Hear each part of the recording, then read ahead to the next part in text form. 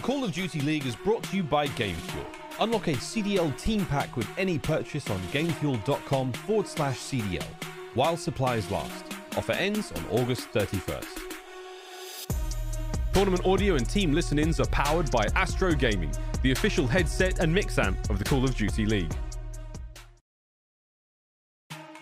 Welcome back, ladies and gentlemen, to the Stage 3 Major presented by USAA. A lovely shot of some good old LA. I tell you what, man, I cannot wait to get back there. But until then, we've got to dive into what is going to be an amazing series. Seattle Surge taking on the LA Guerrillas in another elimination match. We're starting off the day hot.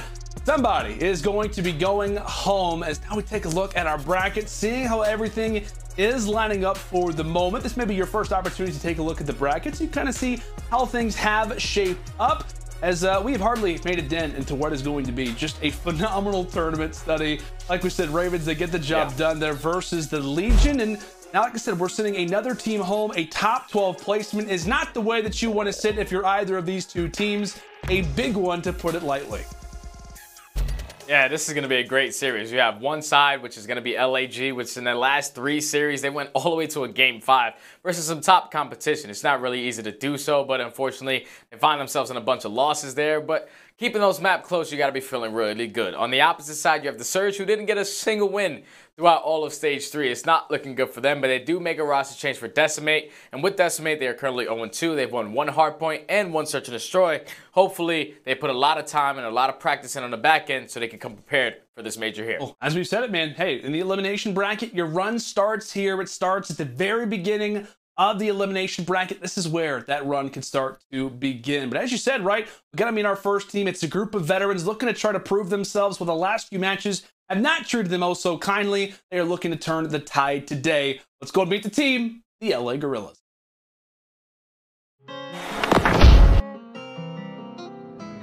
When my friends go, it was simple. When the ends low, switch the tempo. I got right, I got heart, I won't die, I'ma fight. I go down, bet I strike, I go hard day and night. Money on the line, keep calling. Money on the books, need all that. My kids, they'll be ballin'. Got a real bankroll, not for Instagram. My mama on the line, keep calling. Praying for me, know I need all that. Told me it's not about ballin'. Real blessed, but I'm still sinning, man. I got right, I got heart, I won't die, I'ma fight. I go down, bet I strike, I go hard day and night.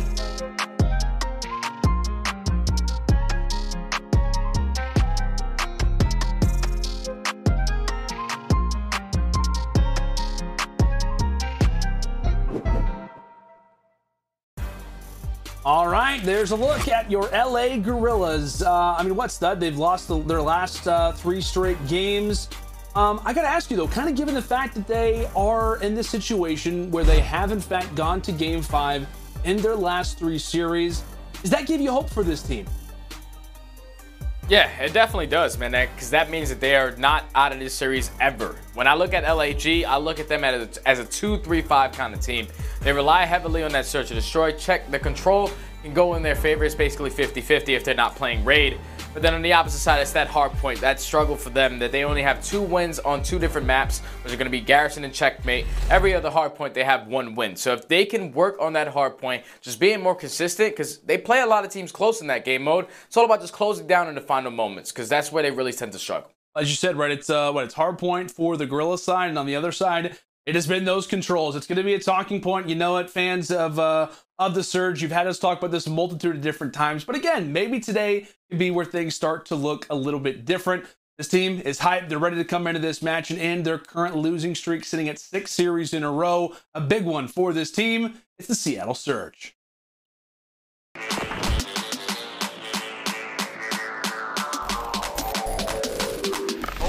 Fire coming in, but can Prestinni win the 2? No. He does. That's 3 straight. So he's trying to get out there. He challenged and he wins it. First tick of progress on the way. Decimate 7 in a row. Looking to find a few more, but Gunless absolutely rips his way through the 3 of them. 249, 249, Seattle won! And there is a look at your Seattle Surge. I mean, the team that recently is off of that roster change, bringing Decimate into the lineup instead. The honeymoon period, as we've seen Octane talk about it quite often, unfortunately does not come into effect for them as they've lost their last 2 with the new addition. Yeah, it's just not been good for Seattle. You know, even before they picked him up, 0-3 start with Looney just wasn't a good fit. So they make that roster adjustment. They pick up Decemate, which is one of those SMG players who can really help in the slaying department. But so far, he hasn't really done so. Like I said, they've only won 1 hard point. They've won 1 search and destroy, and that's been in 2 different series. And now let's just hop right into our game fuel keys to victory for the Seattle Surge. They need to be more consistent out of the gate. This rut that Gunless and Prestinni have returned from stage 1 form, and that's really bad because Gunless and Prestinni, they were starting to get consistent throughout stage 2, but unfortunately they find themselves back in this position. Now Surge must figure out control. 3-15 on the season, worst throughout the entire CDL. Only ones they have are on Garrison, and that's good because they are going to be playing a Garrison control. I'm mind blown about that one, but they've got that one in. And they continue to great teamwork in search and destroy against top caliber teams in the mode. The one search and destroy that they do have underneath their belt, they were playing so well. Decimate and Prestinni were really out there just being those playmakers, and their play calls, especially on a map like Checkmate, were on point. But we talked about it in those keys to victory. Prestinni and Gunless, they need to get back to that stage 2 form with that consistency if they want to start competing against these top teams. Yeah, man. The conversation really since the entirety of the CDL kicked off for this team has been about those 2 players. But now on the other side, our game fuel keys to victory here for the Los Angeles Guerrillas. Can't rely on search destroy as much as they have in the past. The Guerrillas must chain together some respawn victories. So far in Hardpoint, they're the 12th ranked team. In Control, they're the 11th ranked team, and that Control map pool is too much of a weakness as they are 1-10 on Checkmate and Garrison combined. As you said, we do have that Garrison in, and that could be pretty problematic. And they also have to be better down the stretch. I think I said a minute ago that they've lost their last 3. No, they actually lost their last 4 series. 3 of those, including their last 3, have all been in game 5s. And I actually said, like, you know, does that kind of give you hope for this team? I should have said, like, how much hope does that kind of give you in this Guerrillas roster? Because, again, this is a group of veterans, right? A group of guys who have been together for such a long time. We're talking about those 3, how they were able to win a world championship together back in World War II. Yeah. I guess it is kind of surprising to me that we do talk about that search and destroy, that game 5, that it has been a problem. But now kind of looking at game 5 here, looking at our maps and modes, the map vetoes included, is it that Garrison control that sticks off, or is there something else that kind of combines with it? I think it's the middle 3 because I didn't expect the Surge to be able to win the vetoes the way that they did. Getting a Garrison control, that was what we were expecting. It was either going to be Checkmate or Garrison, but Garrison slips in, which is their best control map, the only one that they have wins on the season. And Apocalypse Hardpoint, that's another really good map for the for the Surge. They are 3-1 so far in the season, and even on that Express Search and Destroy, they show composure there. So LAG, I don't really know how the vetoes worked here. They probably put a lot of practice in on a couple of these different maps, so they feel a lot more confident. But on this very first hardpoint, I feel like this one can go either way. But that map number 2, at least to that map number 4, I feel like are heavily favored for the Surge. Well, I guess I should ask you then, you know, considering how 2, 3, and 4 look, does that kind of raise your awareness for this opening hardpoint for Guerrillas? How important is this one now for them to take? Yes.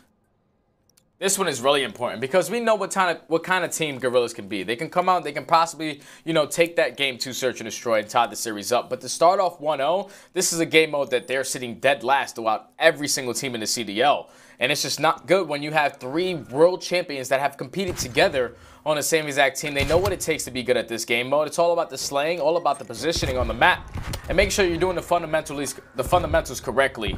So walking away with this map number 1, if you're LAG, would be the best case scenario. Yeah, without a doubt. A lot of focus and coming into this game on hardpoint, and that's kind of the terrifying part. As you said, right, LAG currently with that 12th rank in hardpoint, 9-21 in the mode. It is hard to rely and have your backs against the wall when that mode is in play. Again, it's only map number 1, but just kind of from the outlook and apathy is starting things off well. Quickly jumping out of the gates, as that will be a nice 3-1 start from him. Instantly on the other side, though, it's Decimate with the excess shots. 14 seconds left, and there's not really been too much time accrued for either of these 2 teams. LAG, meanwhile, set up for P2. And that's the only thing. As soon as you say that, 2 players are going to spawn all the way across the map. So Assault and Silly are going to have their hands full on trying to hold this down. Gunless is able to take down Silly, and it's all left up to Assault. His teammates are going to try to flood through top green, but the pinches coming in from bricks. So his teammates are eventually able to get back into the party. But unfortunately, Decimate is able to take down 2. That's going to spawn both players out towards Junk, and here comes the push from the Surge, and you see exactly what's going to happen from Assault. You got to back down. You got to try to play your life. And here comes Decimate on a 5-3, make it 6 before Octane eventually has to take him down. That kind of sucks because he was one off streaks there, but so far the Surge have control. Octane just gives him a quick little pat in the back. It's like, my bad, but just keep it up. Like, just keep playing the way that you are. Decimate off to a 7-1 start. And Seattle, once this hardpoint comes to a close, are going to be already in a solid position. But you are looking at Guerrillas now for that P3. They are set up and really do not want to lose back-to-back money hills. A lot of time needing to be grabbed on this particular HP. As Silly looks to be crafty toward the middle side. Decimate, he's been throwing some punches, but this time it's Justin Fargo with the hands himself. As 56-16, that lead hopefully begins to dissipate. You are a Guerrillas fan as Silly continues to cause problems through the middle side, finally getting shut down. Yeah, he was just trying to stall enough time for his teammates to just gain some time without being contested. And eventually he's going to drop. He keeps the Swan in the back, and Chino currently on a 4 spree, holding down this entire mid-map. And just the positioning right now out of LAG is so good because they're just holding multiple different layers right now for the Surge to try to break through this. Eventually, number 7 is going to drop, and that's going to be another 3 dead. So far, this has been a great hold out of LAG, a good answer to get back into this one. Yeah, some nice plays being made. Adam Money Cheen, everybody going on streaks. We'll see for a moment, potentially if he can go for the 7th. He's got a nice lineup coming up next. aBeZy does sacrifice himself. Cheen still waiting for that 7th kill. You see how valuable he wants to play his life. This very well could be one of the biggest points in this hardpoint is whether or not Cheen can earn the streaks. Back and forth we go. Salt and aBeZy look to do the work up close. As Prestinni runs into the line sight, there's the 7th. As that'll be the artillery. Stay through the eyes of Cheen is now coming to this hardpoint. LAG in a good spot. Cheen continuing to be in control. Back and forth we go as we now step aside and listen in with the comms on the Seattle Surge for our Astro Listen In. What up, guys? There's one out. There might be one back on the guys. There might have killed. Top left. One got me in the back. One got me in the back. Top left green. Gonna be top green. One is gonna be top green. Top left. They're gonna be pushing to the right. They're gonna be pushing to the right. Rotate over to the right. Both of you guys. One top green. One to the right. He knows that spawn here. 2 top green. 2 top green right now. 2 top green. They're going to middle. Back bricks. I think they're going to middle. There's 2 top green. Another one just peek me top green. One just peek me top green. Assault. Really weak top green. 2 top green. 2 top green. 2 top green. We're gonna spawn on the back bricks. Nice. One is top middle. One is top middle fast. One is top middle on. 2 on time. 2 on time. 2 on time. Both absolute. No one. No. Cheen is literally gonna be. One's gonna be inside bricks. One on time. One on time. You could be inside bricks right now. Front bricks. That's 2. All green. I will green. Double top bridge. I got one. Double top bridge. Pocket. I got top green. I got top green right now. I'm trying to get square for you. There you go. Holding top green. Holding top green right now. Holding the front no push. Front no. Cheen dead. Holding top green. Nothing top green peeking. Yo, bridge has. Nothing top green. Top green. Still dead. Got one. One your back. They get one back. Steps right now. Might start flipping. Yeah, in the back Cheen. Back L Cheen. Double T1. One is cats out. One is cats out. Cats out is all weak. Both cats out. Gonna go Adam. He's across to the left. I spawned right here. I'm just running bunker. Unhold really weak app. On all dead. Alright, first steps. Funny breaks. I'm pretty sure, guys. One's gonna be mini most likely. I don't see many. Try to kill the guy on time. Dead. Top green weak. I'm absolutely here. One's gonna push me top green. I'm dead. Top green dead. I got one. Silly's over by caution. Silly's over by caution. Top green right now. Look at my guys middle. I'm trying to tell me. I can watch you guys push on time right now. Coordinated on time. Well, Stud, the last time we were with with the Seattle Surge and our Astro Listening, it was when they were getting dominated by London in one of their opening hardpoints. And kind of the big story was like Gunless kind of leading the direction of the team. No one else really talking. How'd you feel about it now this time around? I really loved the comms on the Surge. It sounded like they were into the game, like they were all focusing on what the next play was going to be. Gunless is still leading the pack. He's making sure that he's holding down power positions, letting everyone know what needs to be watched. But when I'm watching the Surge, even when they were in the listening, it's just, I'm looking at the scoreboard for all these guys. There was 3 people who were basically double negative. The only one positive was Decimate. And when we talked about it, Gunless and Prestinni need to get back to that consistent level play so they can start fighting a lot better in towards these respawn game modes versus a lot of these teams. And here comes the artillery coming in from Chino. Eventually, the pinch is going to come in, able to take down one, takes down the second with this gun.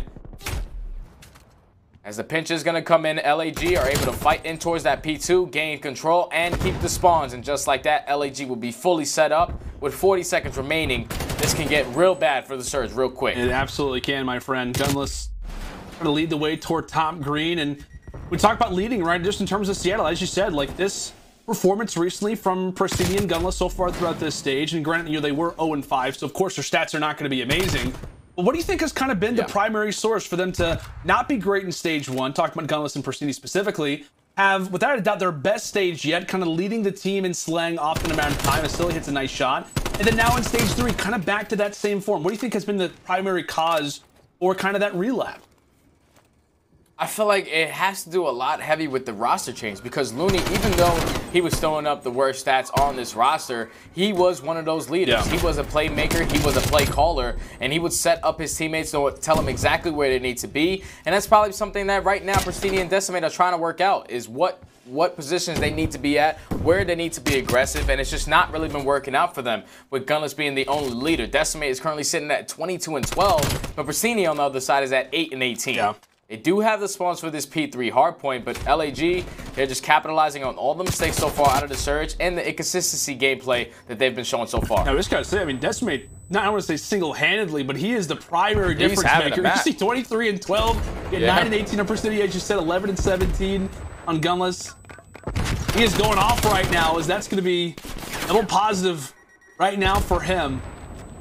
Trying to cause some issues up close as he finally does get met with the AR shots from the other side out of Assault. But got ourselves a 30-point game, Seattle, and a major need to try and shut down. But should be some good time here from the Guerrillas. You see a few players trying to make their way out of artillery and also through vent. Prestinni wins a big one, and that could open up the play.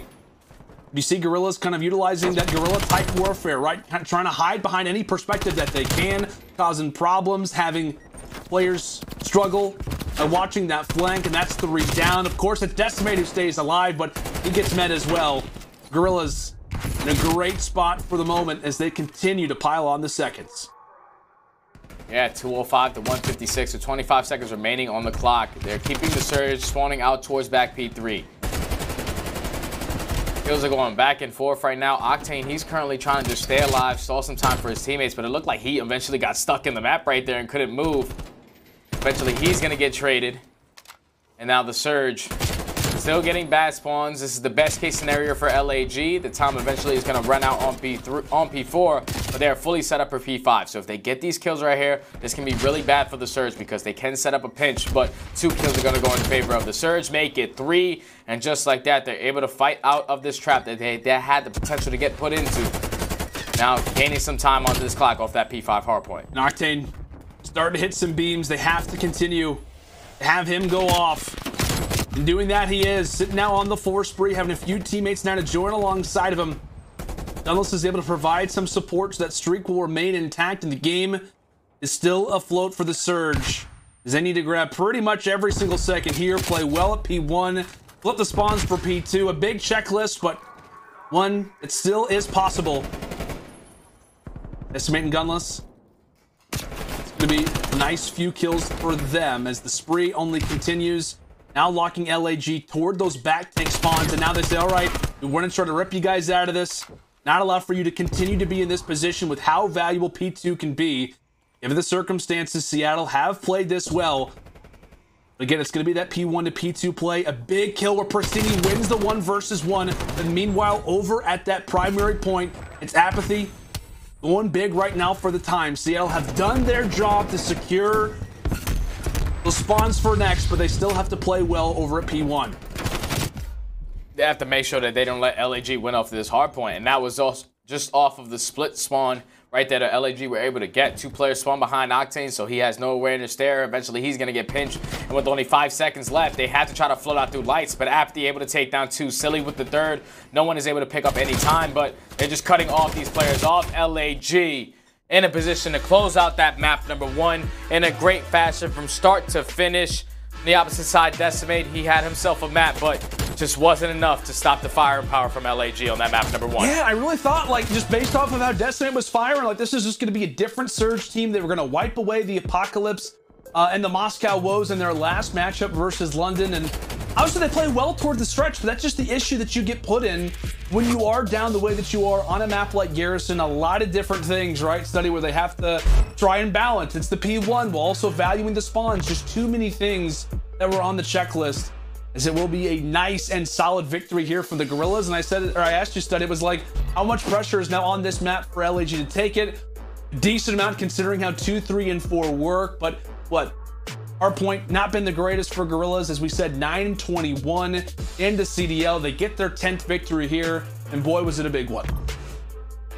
Yeah, it's a big one indeed, man, because they're going to go into an Express Search and Destroy, which is going to be that map number 2, where both of these teams are really good at it. You have 4-2 on the side of LAG and 3-1 on the side of Surge. The only reason why I would put the favorite in LAG is because Surge recently making that roster change for Decimate. You still have to work out a couple of these plays that they want to get done on the map, but it's a good start for LAG to walk out with that hard point, especially with the way that they started. They were able to guarantee off the very first rotation, get the full 60 on that P3, which really opened up the game. On the opposite side, you just have some inconsistent play. Once again, out of Prestinni and Gunless, these guys have yet to find their form with the new player in Decimate. The guy just dropped 32 and 20, just wasn't clicking for these guys, but fortunately they find themselves down now 0-1. Yeah, basically put as many kills on the board as Prestinni and Gunless did together. So, somewhat of a change-up, right, needed for Surge. Now coming into the Search and Destroy, a big one up next here on Express. Both teams like themselves some Search, Destroy, and Express, so who knows how this one could go. Again, folks, and it is an elimination match.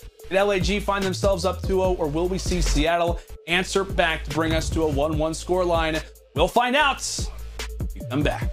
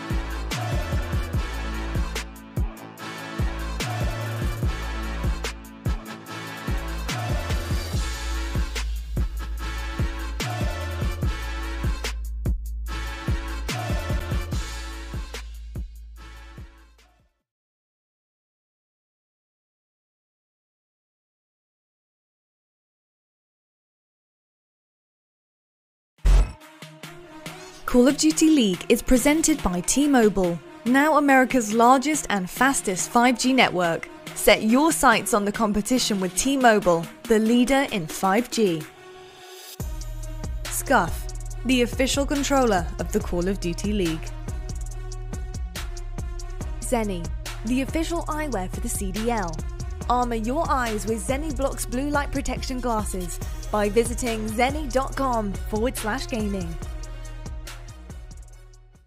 Hello everybody and welcome back to another roundtable. I want to know what you think of Toronto's epic run and how on earth they did take down Atlanta FaZe. Well, I think everyone's talked about Toronto being this like incredible team, like they're the monsters that can't be stopped. Like they're almost the opposite of Atlanta FaZe. Like they're not very flashy, they're not like, you know, super bombastic on the map. They just do a really, really good job. Like it's very, very sound, fundamentally great COD, and it's just nice and easy to watch. To me, it was pretty similar to what Atlanta FaZe did in stage 1. They dominated search and destroy and control. I disagree with Miles on one thing. They're disgusting. Cammy has become a superstar. Kleenex can pop off like anyone in the league. Like, they are playing the right way, and it can be very fundamental, but they are ultra talented. I want you guys to talk about what you think about Atlanta FaZe currently. You know, where did they go wrong? Because our last roundtable was about their dominance. It is very, very hard to stay ahead while everyone is trying to catch you. I'm excited to see if they can do it, but I don't know if FaZe got complacent exactly. I'm not exactly sure what went wrong. It has been kind of odd for me because they digressed, and I didn't expect that. I just worry that, like, being so in their own heads is causing FaZe more harm than good. Like, I don't know. It's a weird situation, Clint. I'm with you there. It's like, I don't know truly why they're losing, like the way they are. I mean, listen, at the end of the day, these guys won stage 1. They got second in stage 2. It's not like they're falling off. They're still top 3 heading into the 3rd major. So I think they know that there's still work to be done. But I think there's an overall goal for Atlanta FaZe, which is the final. Absolutely. Well, I'll tell you what, I love you three. We love you, YouTube. Thank you so much for joining us on this roundtable about Toronto Ultra. And I'll tell you what, it's going to be absolutely incredible. Stage 3 has been insane, and I hope you're ready. I hope you're ready for what this major is going to bring to you. So we will see you guys at the 3rd major of the Call of Duty League.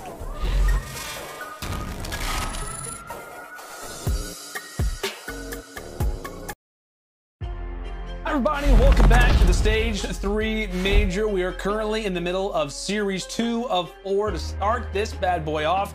It is elimination game as we are experiencing a few technical problems. Now, okay, everybody calm down. Nobody worry at all. It is on the Guerrilla side, so we are working on getting everything figured out. So that kind of gives us a little bit of an opportunity to talk a little bit more about this search and destroy. And specifically, when we talk about really both of these teams, primarily for the Guerrillas, search and destroy has kind of been that mode for them, right? Despite how lackluster the hardpoint has been, despite how bad the control can be at times, search and destroy has continued to be that one for them. And I want to talk a little bit about Cheen specifically because he has been so dominant on this team in those search and destroys. Just talking about Chino and search and destroy, the guy's just a great player. Like when you think about a guy who just fills any gap and would just, you throw him in a pond full of freaking piranhas and the guy will come out on top still, just because he's that kind of player where you can put him in any position and he will always try to come out on top. Obviously the hard point stat is not what we really look at. 54th out of 56, 58 players, which is not really good, but they continuously play their hard points really close versus a lot of teams. Search and destroy, when we can talk about LAG, they're a 2-3-5 kind of team. So that search and destroy game mode, I've teamed with Chino in the past. Me and him have done multiple crazy clutches back in the day, so I know what kind of player he can be and bring to the team on that game mode specifically. He just has that instinct. He always puts himself in a power position and he's always playing around his teammates, so he's never trying to do an individual play. And that's what's so good about Chino's gameplay, is that regardless of whatever it is, the guy will always use teamwork over anything. That's a great call, and I feel like there are a lot of people maybe kind of in the Call of Duty community who just maybe weren't around right whenever we did see Cheen play. But I just remember, like, I think it was like Black Ops 3. I want to say he was like on Dream Team, like back in the day, and he was just the slayer. I'm sorry. I didn't mean to bring it up, stud. I didn't mean to bring it up. But at the very least, right, in terms of going off on it, Cheen was that guy. I just remember, like, everybody was like, if Cheen is going off, that team is going to win. I know now kind of in a little bit of a different role for him, or rather in this particular team, but there's a reason why, you know, given the subs that Guerrillas have, that they look towards somebody like Chino to get brought onto this team because he fits their system. And obviously, like we said, he is just kind of a continual contributor in those search and destroys, just continuing to elevate them in that particular mode. And at times, like I said, he can take over in the respawns. Like, there is no doubt, like the way that LAG started off this season, man, it was like the nice 3-0 versus Paris. I don't even remember what the stats were, but he had himself a game. He has those potentials at times to be that dominant force. He does, man. It's just not only his gameplay. The guy's just an overall great guy. And when you're sitting right next to him, he's going to be hyping you up even if you get in a regular kill. And that's just something that people really enjoy about Chino, is just his energy to the game, as much passion as he brings to the game, and just the love for the game that he has of Call of Duty. It's just awesome to see, man. I'm happy to see him back in the league, having such a great map number 1, picking up some sets of streaks, and now you're going to go into this map number 2, where Search and Destroy is your bread and butter. And a map like Express, we've been playing it for like 12 years. The guy knows exactly what's going to go on, and hopefully they find themselves up 2-0 after this map. Definitely, man. It's going to be fun, right? It's going to watch the new additions. I know for LAG, it's been, you know, they've had more time to sit on it and kind of figure out what exactly their game plan is. But now let's go and take a look at our quick scope presented by Scump. Really, when you take a look at these, you think, okay, well, probably the control, because it's not been great for LAG. They are the 11th ranked team, probably not going to be preferred. Oh yeah, that's right. Surge, they've only won 3 control games. So there's that. Yeah. Not too good. Not too good at all, man. It's either they're getting a 4-1-5, which is going to be the J-Cap, or the 3-16, which is going to be stone cold. But we will find out right after this, guys. Don't worry. The issues will be resolved, and soon the game will be back up. Just give it a second, and we will be right back.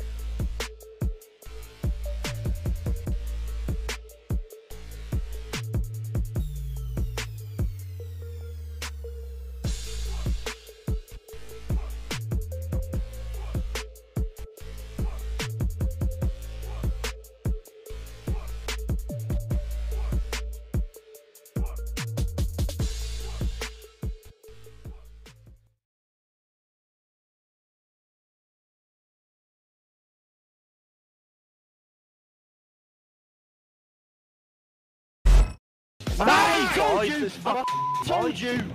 Go, baby! Let's go, G! Why am I so good? What the Final 10 seconds, this is it. You gotta go, this is for the reverse sweep in control. Assault's gonna cut these players down, no lives left for Paris. Assault finally gets the kill, and with that, it should be all she wrote. Oh my word, LAG. Yeah, there's Thunder. Watch that, quick, Nick. I got Donnie. Nick's still there. Drop dead. Nick is one shot. Nick's one shot. Where? Still there. Rock. Balance dead. Last kid. Water step. Close right. Nice. Let's go, G. Hey, I'm the best, baby. Zed versus Mack, a massive potential one-on-one. Zed, it is all about the timing. When his teammates start making noise, and the timing is perfect. Finds the kill. Asim now for the 1v3. Good luck, have fun, and he gets killed immediately. The London Royal Ravens, job well done on raid. Shawnee, the longest resume in the league. They're playing for basketball. Yeah. Breaking the window. He might close left. I jumped out. I saw him. They're playing for basketball. They're playing for basketball. Yo, back Tiki. Back, he was back at Tiki. Is that making play? No, no. That's on Tiki. I don't see him anymore. Whoa. I'm hopping. Let's go, baby. Let's go, baby. Let's go, man. Let's go, baby. Dumb, bro. Let's go, bro. They stopped it. Oh my God. I thought they had won it there, but Benjamin Vance is still here. Yeah, 10-9 lives. But iLLeY is on the point. Vance is on another. Well, the streaks from the. Okay, that makes sense. From the streaks, but they just get on it. They have all the control, and Toronto Ultra able to clutch up in that round 5. He's water side. No, close, iLLeY, close, nice. I'm hopping point.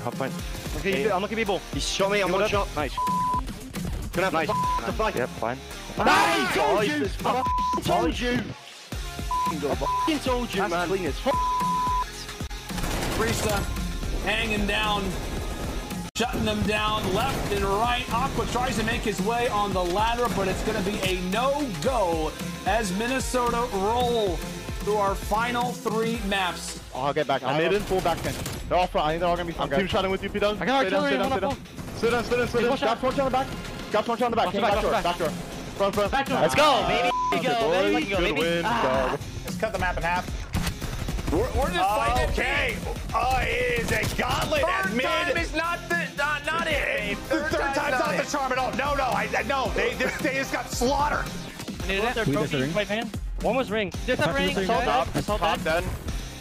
There's a ring. Last guy. Ring. Last guy. Go, boys. There we go. Good comeback. Good comeback.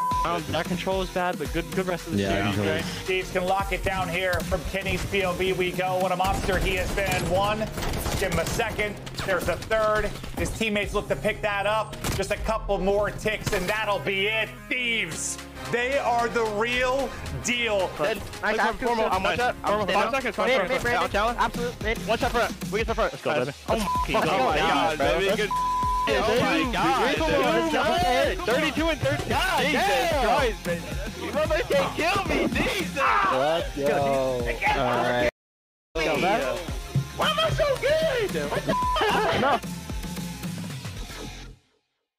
Welcome back, folks. Happy to have you here. Of course, it is our stage 3 major. Still waiting on that game 2 to be in full effect. But like I said, we have some time. We have some time to kind of go over. We talked about Cheen a few moments ago for the Guerrillas. Now, Stud, I want to talk a little bit about this Seattle team. We haven't really had a ton of time, right, to kind of hone in on this roster move that they end up making. I know it was kind of I feel like it was kind of dwarfed by the Huke move to LA Thieves, and this one was kind of put in the drawer a little bit for safekeeping.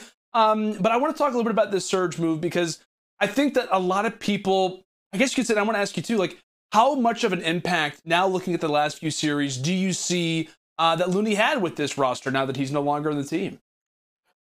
I think Looney had such a great impact for this roster. And now when you switch out Decimate, the only main leader that you have on this team is Gunless. With Looney on the roster, he was the floor general. He was the guy that was guiding everyone, basically opening up the manual and saying, hey, you go here, you go here. And he was holding all those bad stats to himself. He was really setting up his teammates for success. And that's just something that they are lacking right now. The gameplay right now out of Prestinni and Gunless specifically is just not what we were seeing when they were with Looney. Looney was that playmaker, even though he wasn't putting up the best stats, just having him on your team to direct and just just to direct traffic is just exactly what is missing right now for this roster. Yeah, I was actually just taking a quick little look. We do have players currently testing out things, and actually it kind of has brought me back. Like, it kind of has brought me back to this Surge team, just kind of taking a look at the 4 players on the screen. It is kind of like, who is that vocal leader now? I know we've talked about Gunless a decent amount, his ability to kind of step up in the comms. Maybe that has, in turn, kind of hurt his slaying potential. Maybe on the other side, like, that could be a problem with Prestinni, where he doesn't really have that player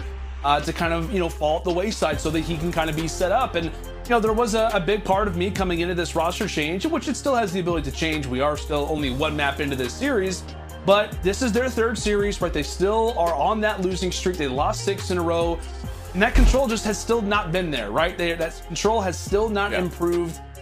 We saw them, I think they kind of went the distance versus London, but just really in general, man, like, I don't know, do you think that this is a team that if we do see them drop a series like this, another move could be on the way? Or, I don't know, I guess from your perspective, like, if you were the GM in this moment, is it time to kind of move the pieces around a little bit, do something again with Looney? Like, what happens if we do see Surge lose a series like that?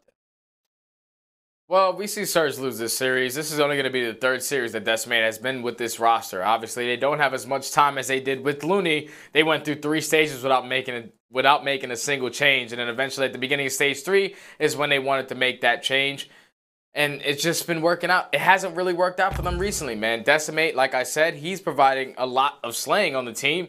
But on the other side, you have your both players who were playing really consistent throughout all of stage 2 that can't really put it all together now. And that's where we really talk about, if I was a GM, do we make a roster change? I don't think so. I think you just give them a little more time to practice, because if they can show out in stage 4, that'll be the turning point. But Obviously, if stage 4 doesn't go as planned, then that's when you make another move. Yeah, I just want to ask you, because I feel like, you know, when we do get in these situations, when we are kind of in the early phases of these tournaments, you do have the brink of possibly being eliminated in top 12. Oftentimes, you know, that conversation can kind of come around a little bit. And I know kind of given the fact that we have seen Seattle not look great, and obviously if they do drop this series, they would have yet to win one in stage 3. But as you said, right, Decemate still kind of coming into the team, and who knows, maybe it wouldn't be him. Like I said, there's still a lot to be decided. There is a lot that can be on the line in these series, and like I said, a loss here would be hard for really any team who's going to be in a spot like this. But again, folks, we do apologize. We are working on everything that we can to get this game 2 underway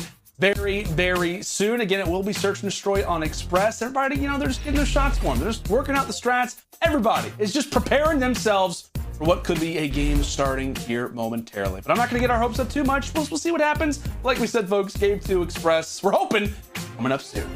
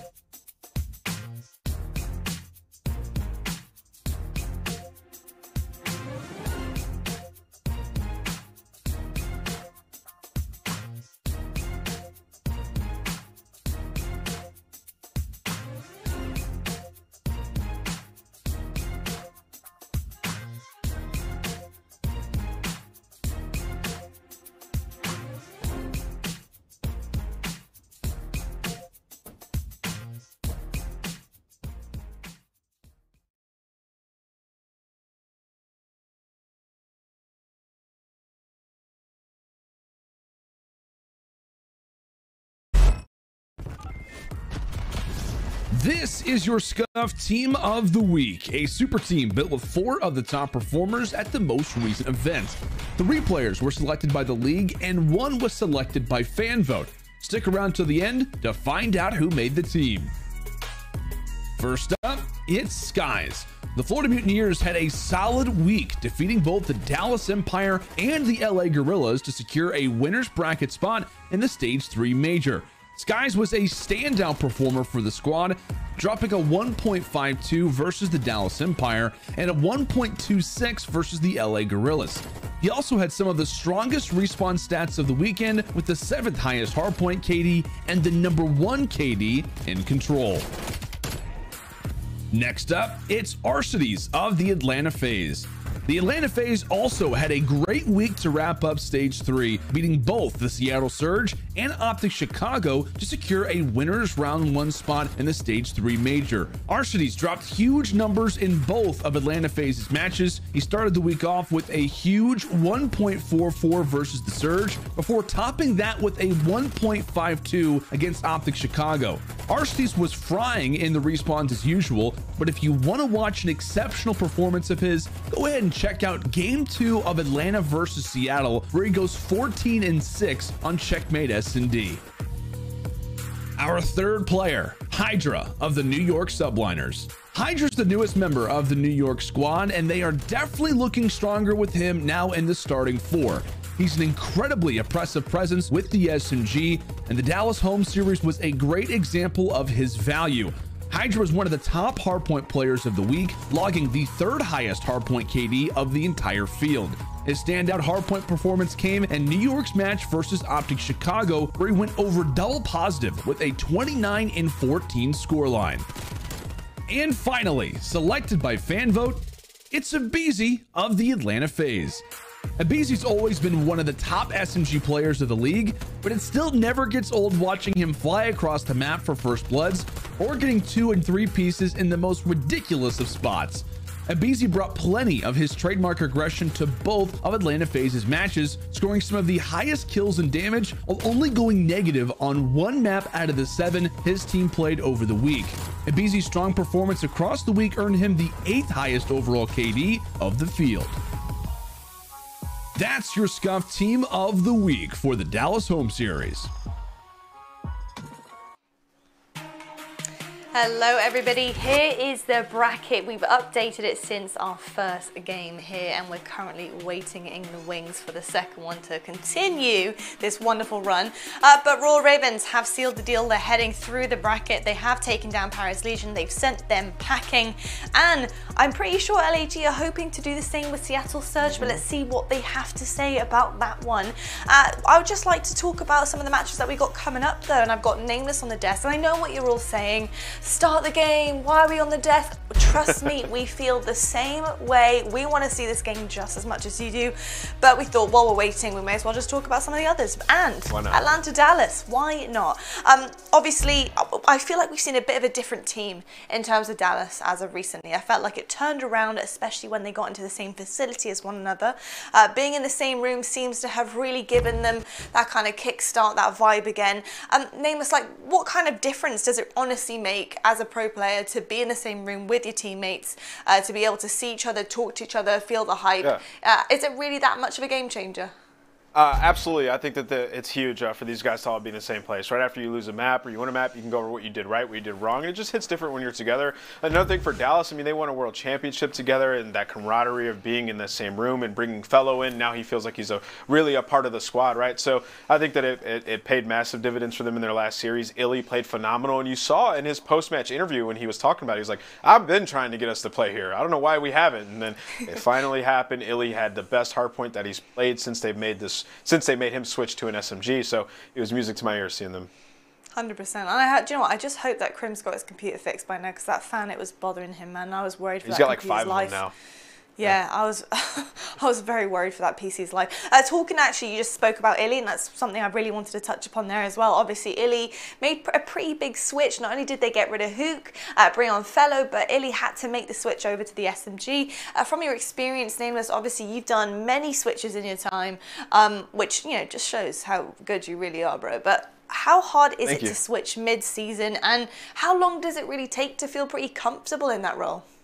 Now, first of all, I will say I'm half the player iLLeY is. He's way better than I am. But in every single game that I played, I switched from AR to SMG and back and forth to sort of fit what my team needed and the dynamic. And iLLeY doing that, I mean, it's tough. At times, you know, you'll be running an AR, you get really comfortable there and your tendencies and what positions you're supposed to go to. And then you switch to an SMG mid-season. You bring in a new player on your squad. You know, he likes to play certain spots. So it's very difficult making that change, and especially when it comes to the respawns. iLLeY turned around his last series, though. He really figured out what he needed to do for the squad, and he was slaying, man. He went from 0.8 to 1.16. Like, that's huge.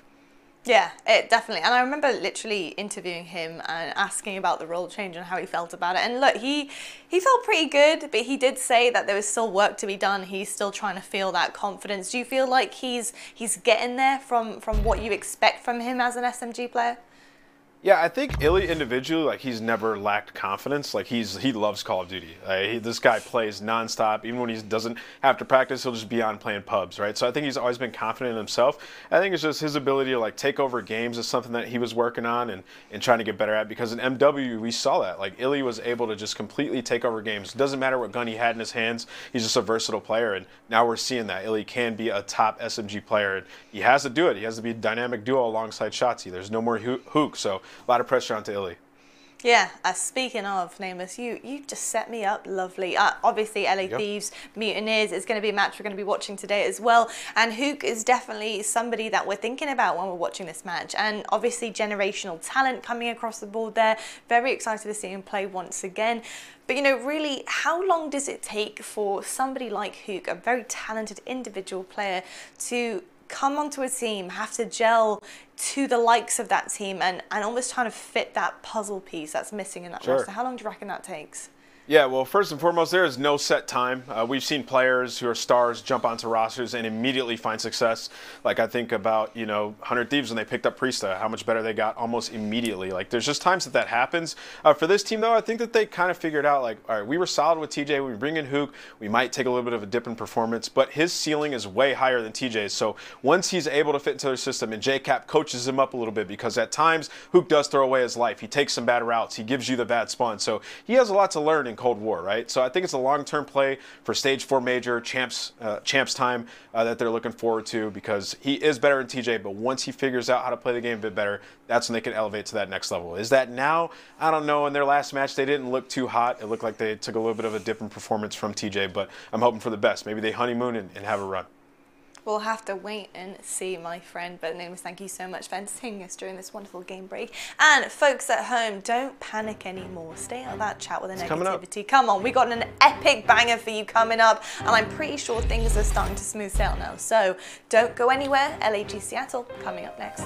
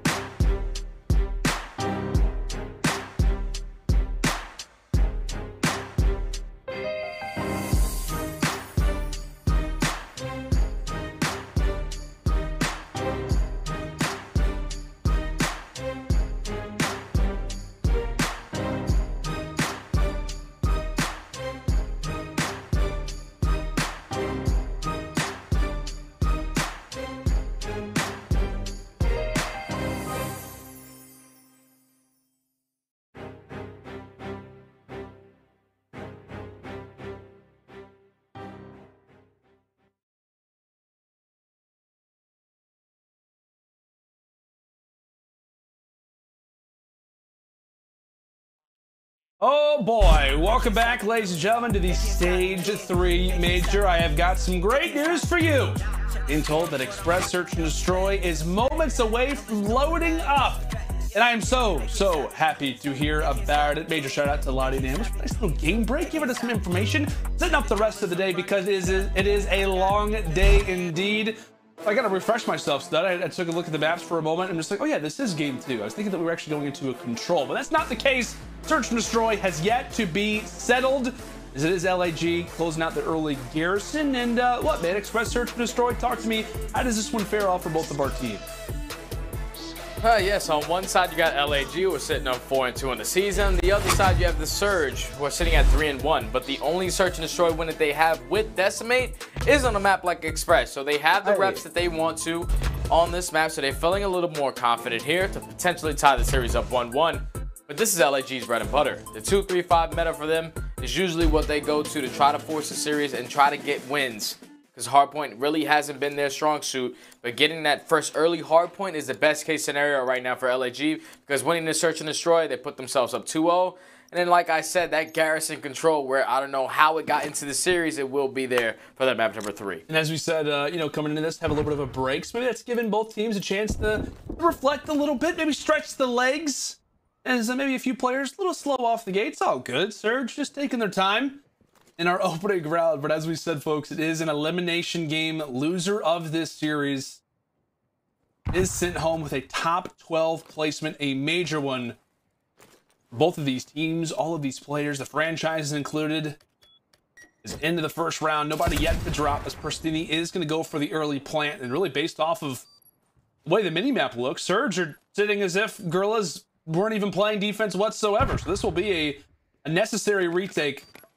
LAG at times can be so dominant in these particular spots as they are able to walk away with the opening fight. Quickly traded though from Decimate. Now we've got ourselves a 3 versus 3, looking to try and iron out Octane, able to do it. The long range shots from aBeZy are going to be a little bit short, as now it all is down to Assault getting the damage on the backside of Prestinni, but he stays alive, goes for the melee, and the Surge walk into the bomb site and they close it out. That's a complete blind counter. They were showing face at that A site, so it forced all of LAG to make sure they stack that. But then they cut immediately through that top alley, and they go through the side staircase, get the bomb down, and force a 4v4 retake for LAG. It was just impossible, man. And with so many positionings that Surge had on that round right there, Prestinni picking up 2 and Decimate picking up 2. Both of these guys were making plays, making the adjustments when their teammates were dropping. They were wrapping the map. That's exactly what Prestinni did there, was able to close out that round with 2. And now Surge are up 1-0. And that's a good sign, too. When we talk about Seattle, but it was like the checkmate Search and Destroy they had versus Atlanta in their very first series, I want to say it was, right? Where they just kind of looked a little slow out of the gates. They were just trying to work together. Those two in tandem, we know, right? That they can be so well, they can work so well together. It's just a matter of getting that practice in. Early plant, again, at this B site, this time for the Guerrillas. Gene putting in the work toward the top side, looking like a turret. Laying down the fire, laying down the lead. As it will now be down to the SMGs, make it 1. SMG in particular. Early kill comes through from Prestinni. It will need to be the ace. It will need to be a record-breaking 1v3. Despite how fast that Prestinni is, Study, I don't think that this one is going to be one worth attempting given the streak. It's definitely not going to be a good round right here from the Surge. They're going to lose this one with Chino in the positioning that he was. Able to get 3 on the round. That was basically the same exact thing the Surge decided to do in the very first round, which is attack towards that B site, get the bomb down, force a 4v4 retake, and both teams are able to walk away with their very first offensive rounds. Big plays right here on Chino, great shots on the Octane, picks up the second on the Gunless, and then just uses his teammate in aBeZy, has a little bait to eventually close out the kill onto Decimate as well, to give him 3 on the round. Just good job overall from LAG to notice what they gave him on the map, take advantage of it, and eventually close it out. And I feel like the setup there at Guerrillas was excellent. As you could say the same thing for Surge at that opening round, but as we kind of hop into our third round, now Guerrillas on the defense, what do you think is the biggest strength for the Guerrillas in their Search and Destroys? Is it setups? Is it retakes? I mean, what really do you think is the primary cause for why those SDs have been so good and remain so good? They've been so good because they don't really rely on anyone to make an individual play. You see all 4 players are pushing the flank through B side, and this is just something that we love to see out of LAG. When one player is doing something, they all 4 are going to commit to it. They ride or die by that teamwork. And so now they find themselves in another 4-4 retake on towards this A site.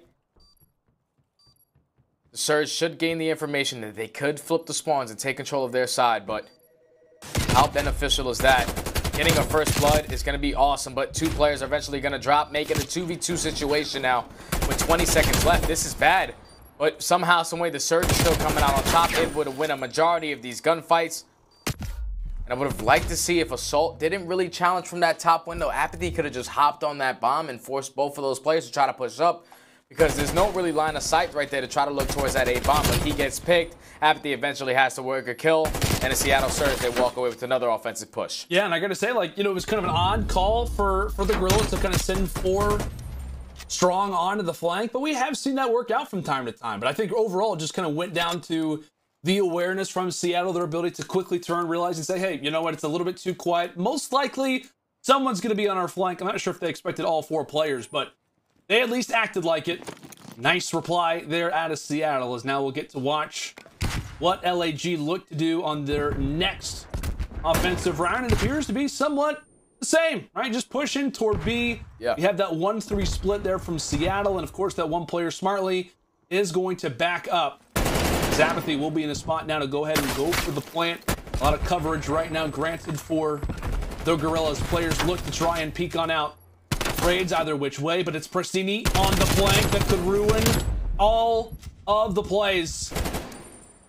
All up to Chi now in the 1 versus 3. How long can he hold on for? And the answer is not long at all. Successful retake there from Surge. Just love the adjustment out of the Surge right there. To not force the push through middle map, they decide to wrap back and go through their tunnel, sending 3 players. Obviously, it turns into a 3v3, but they just stalled enough time to eventually set up Prestinni on the flank side that runs through the middle of the map. Able to pick up 2 in a round, turns it into a 3v1. Chino doesn't stand a chance.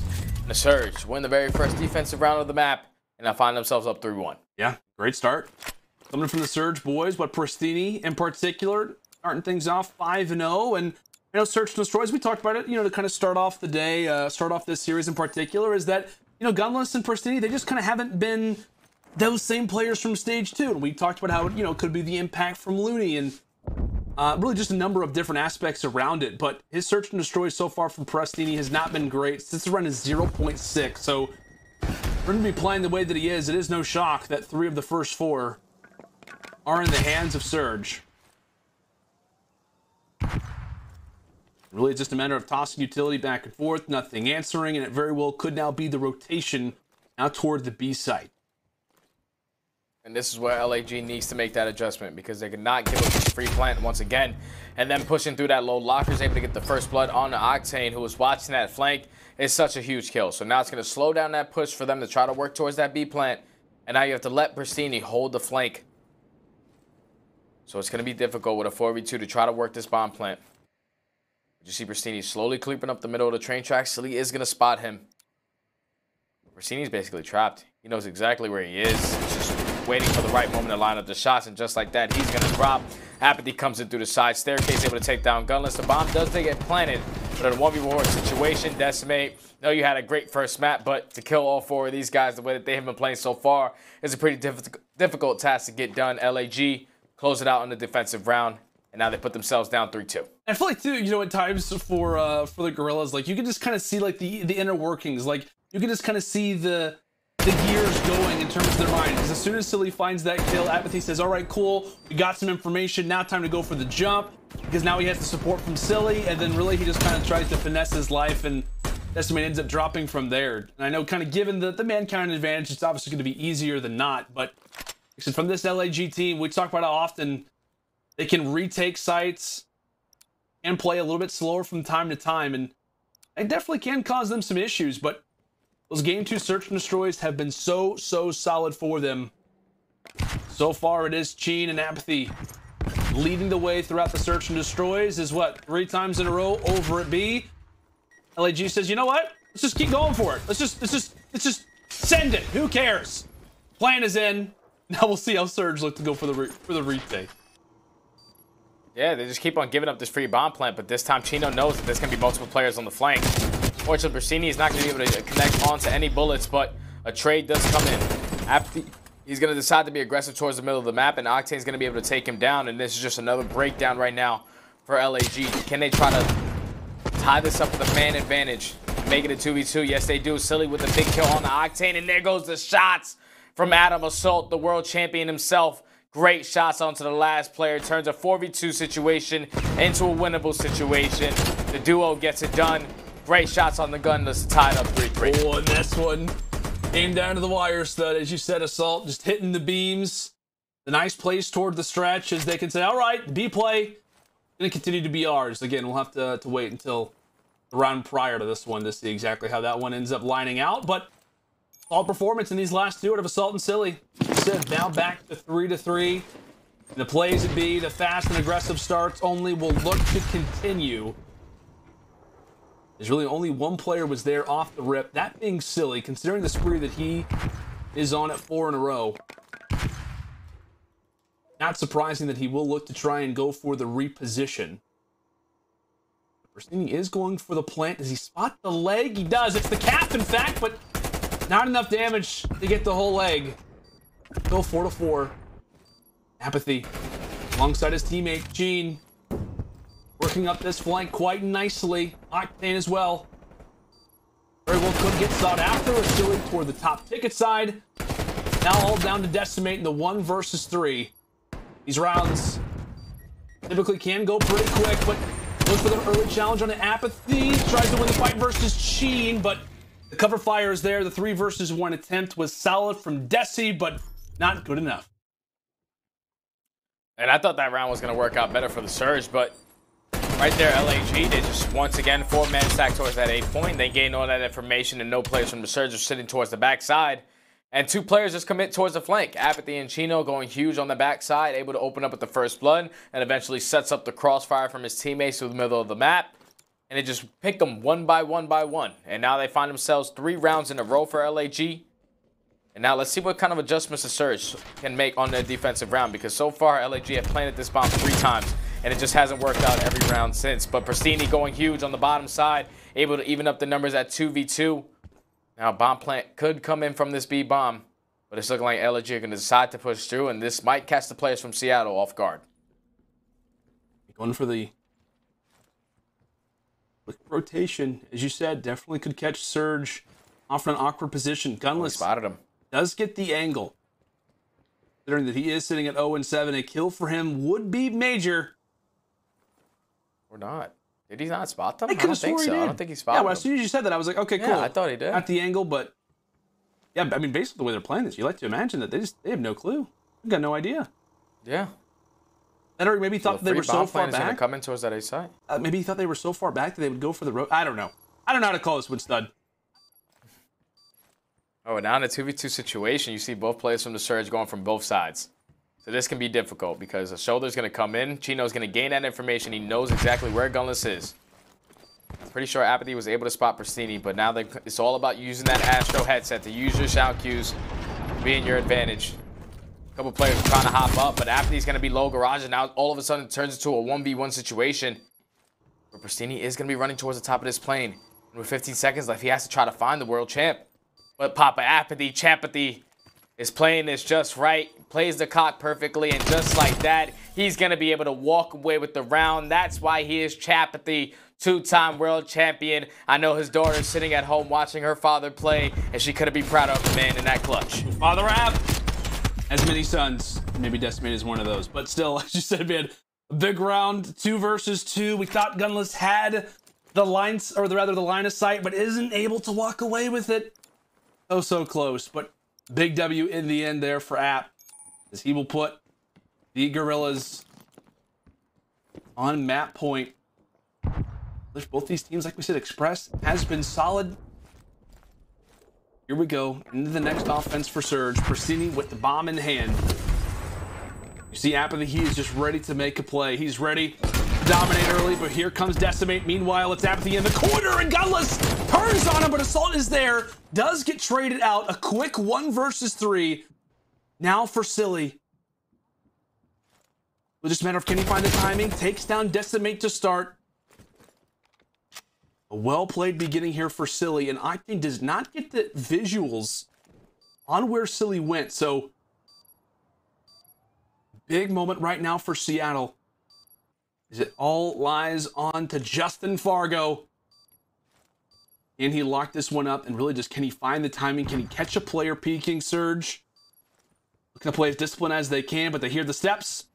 They like to line up. Cellium as well, hearing the footsteps from the other side. 18 seconds left and something has to be done. The play has to be made.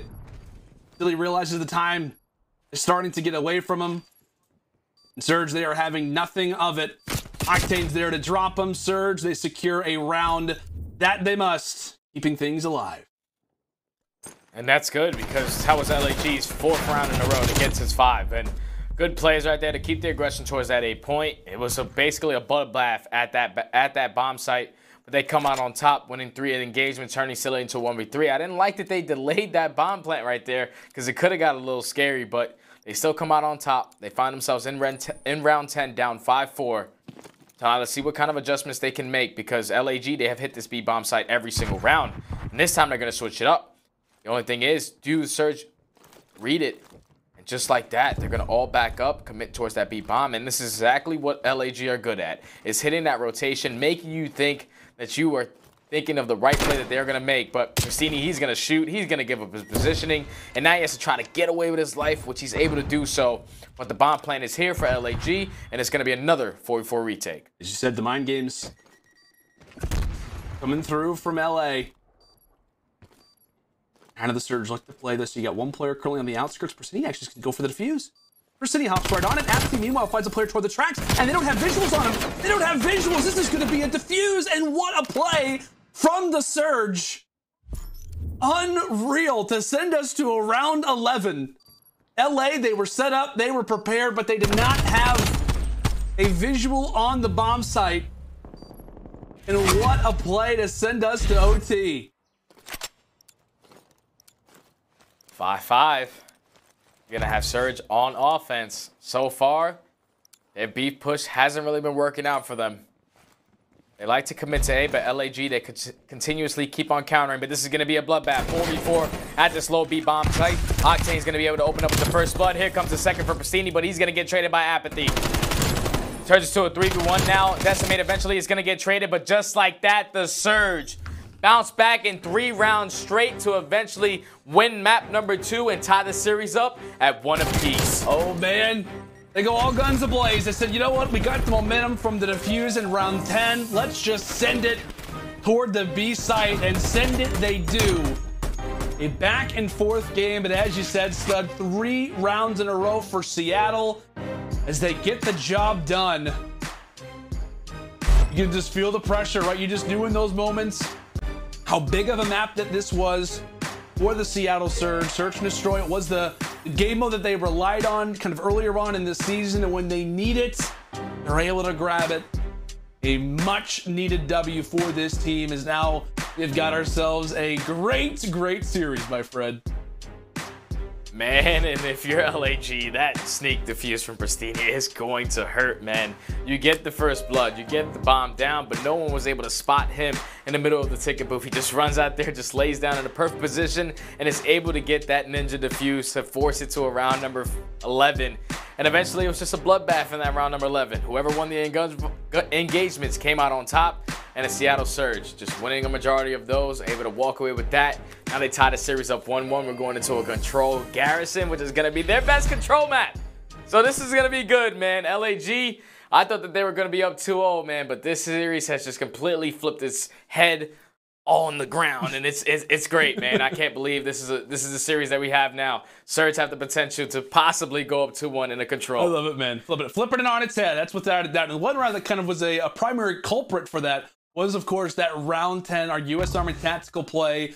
So walk me through the positioning. Walk me through how was Prestinni able to sneak through everybody and go for the defuse.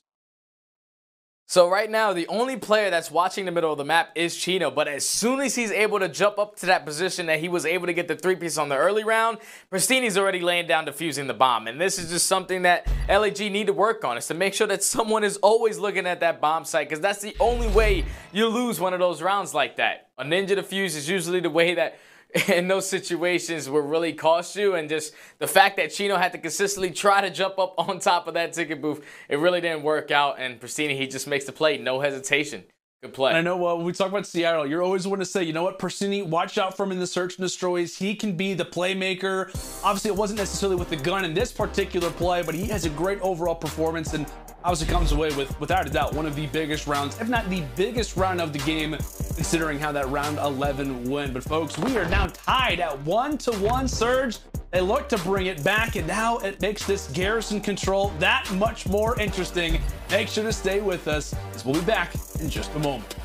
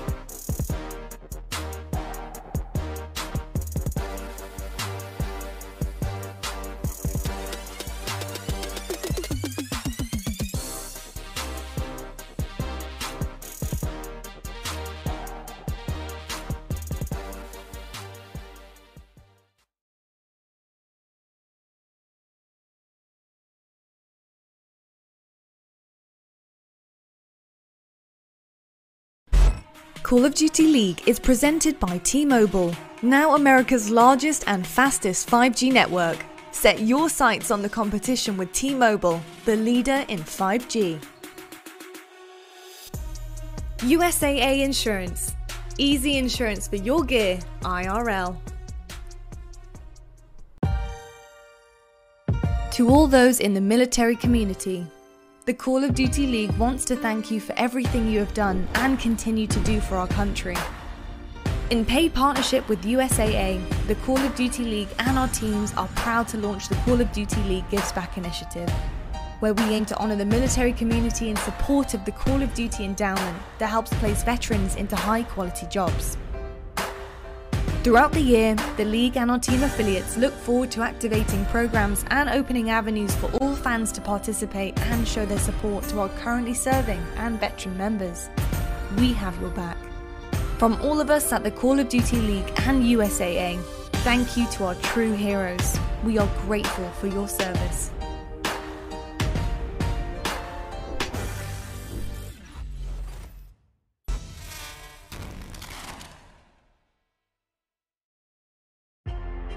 How about that search and destroy, folks? If you're just joining us, you gotta hit the rewind button. Right? It's a feature on YouTube. You got the ability to do it. What a huge comeback for Surge.